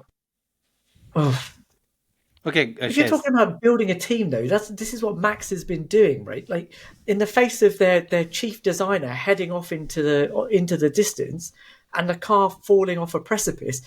People within Red Bull say that the reason that they have done what they have done in the latter half of 2024 is because Max just wouldn't stop. He's sitting there in the middle of races saying, "Can you wake up at the back there, please? We're still trying to win a race here." That is the level of intensity that Max has. So to say that he hasn't got that already, I think does him a disservice. Because this is a team that was initially built by Christian Horner, Helmut Marko, with Adrian Newey, Rob Marshall, and Pierre Vacher, and others. That's the main foundation of the team, and that was already there before Max came. See, Jason, you want to say something? Jay, save us, Jason. just look. We kind of talked about this, and I got hate for a couple of things because I think I put Max higher than Lewis at one point during a podcast, and I said specifically this could change in 2 directions in the next couple of years. Yeah. And I said either Max will drop down my list like a stone, or he will overtake Senna. And Senna was in P2, I think, on my list, right? And I said, I said during that time, because I disagreed with you on, not that, like I said, one of the reasons Michael's so impressive is because of what he did at Benetton and then at Ferrari, the 2 of those situations. And I want to see Verstappen do more. I think the thing is, in modern Formula One, I think there's less and less of a need for the driver to build a team than there is for the driver to be adaptable and kind of work with the team, if that makes sense. It's not so much building the team as it is because with Red Bull, for example, this was to their benefit and then to their kind of dismay, was they were able to continually just put the car into, this is what's fastest on the wind tunnel, and Max will extract it. So that's not like Max building the team. That's the team going, well, Max will deal with this, so let's just keep pushing it. This is fine. So that adaptability is more important than like the driver building the team. I think they've gotten to the point now where like it's not like the driver going in, sitting amongst 5 mechanics and going, put a better fucking engine in that, will you? Like, those days are over. So there's like a lot more detail that needs to go. The thing that for was me, an though, awesome James Hunt impression. So. yeah, big balls. No, but like I think the thing is, we as need I said more to you, more characters like him. Yeah. but Anyways, the thing that I said to you at the Big balls time, make cars heavier, though. that is true, yeah. But the thing I said to you during that podcast as well, I think, was that like I think Senna, by my definition, could have been like higher on my list than Schumacher if he wasn't unfortunately killed, because I didn't mind him jumping from team to team. That was just that raw, like, okay, this fucker just wants to win, and that's incredible. And Schumacher, I thought, just one, did it over a longer time period and had the impressive nature of he did like build that team around him at the time, like not just him alone, but he helped to entice those people, that kind of thing. So that is impressive. But I think Verstappen will either go up in my list or down in my list, because if he does the same thing as Senna and just jumps team to team but starts winning team to team, then that's fucking impressive. Like, that is really impressive. But right now, Verstappen could equally go the exact same way as Vettel, because Vettel would have been very high on everyone's lists at the end of 2013. I know he was on mine. Like, this guy could easily like be chasing down Schumacher's title run. That's what I think a lot of us thought at the time. And all of a sudden it's like, yeah, this isn't going anywhere. Because like, I know Vettel, he wasn't liked by a lot of people at the time, but Vettel did have that working with the team, working with the mechanics, very engineering minded, trying to get the team around him. I thought if he goes to Ferrari with that attitude, it might work the same way it did with Schumacher, and he learned from Schumacher, and it didn't. So, like, Verstappen could either, like, I don't think it matters about building the team as much as it matters about, can this guy just win season after season with different teams? Would be amazing to watch. And Senna didn't go and win championships with different teams, but he was fucking impressive with different teams. And the car makes 90%. So I don't need to even see Verstappen win titles at other teams. I would just love to see him go like to an Aston or a Mercedes and be fucking fighting like up there. That's like, the thing. He won't do that. That's just what he says. I'll be honest. Just what he says and the way he's projected himself. I don't think he'll do some. What I think is going to happen is by 2028 or before that, he'll probably leave the sport. He'll leave it for a season, and then he'll actually realize the kind of money he was making in Formula One and the kind of profile he had and the kind of machinery he had, and then he'll come back. I don't know. Maybe if you had Kelly Piquet at home, I wouldn't be leaving the house much. I think he might have a crack at the Triple Crown. Do Le He's Mans not and going to Indy. Indy. He's not going No, to like Indy. just do the Indy 500 like Alonso did. Like, No, he's specifically not going to Indy. And I completely understand. Those races freak me out. That it's around 240 mph. yeah, That's ridiculous. it's a lot. Yeah. Anyhow. So did anyone agree on this or Shez, disagree? anything to add? I can't add any more. I think Jay's kind of said the stuff that I wanted to that I would have said. It's that building a team when you've basically just turned your new team into your old team. Wait, you've turned your old team into your new team. Does that make sense? No. Don't bash Schumacher. We'll be here for 4 years. Yeah. It's great. Like, Schumacher was very, very impressive. Like, speed and how much further ahead of the rest of the grid he was is Not a great skier though. That was in poor taste. I'm sorry. Stop it.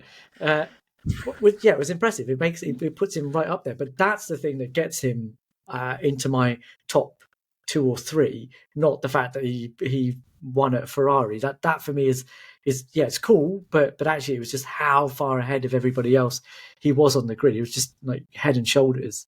I think he did an advert for them as well. For whom? There was a few, right? Yeah. But I seem to remember the head and shoulders one though. Yeah, actually, yeah.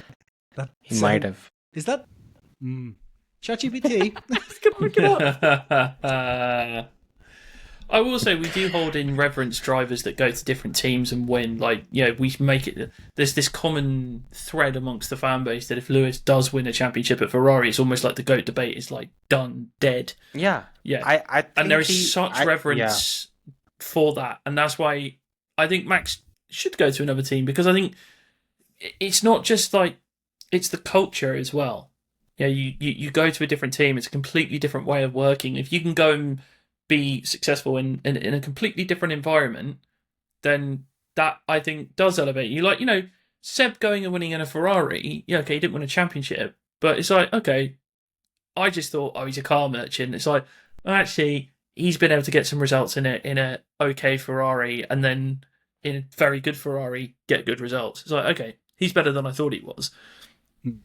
So, it will definitely, not endear him, but definitely make that conversation a lot easier to have. Yeah. But this then opens up the difference between the greatest and the best, right? Because I think there's a difference between those two things. I think that, Lewis will have had a great career, but does that make him the best driver of all time? No. I don't know. You know what we should do? We should do a podcast with the two guys back on at some point and do the same thing we did with just the two of us, and do the 10 top drivers of all time, because we got some pretty controversial comments. We'll have to do top 5, because the top 10 is probably going to last a week. I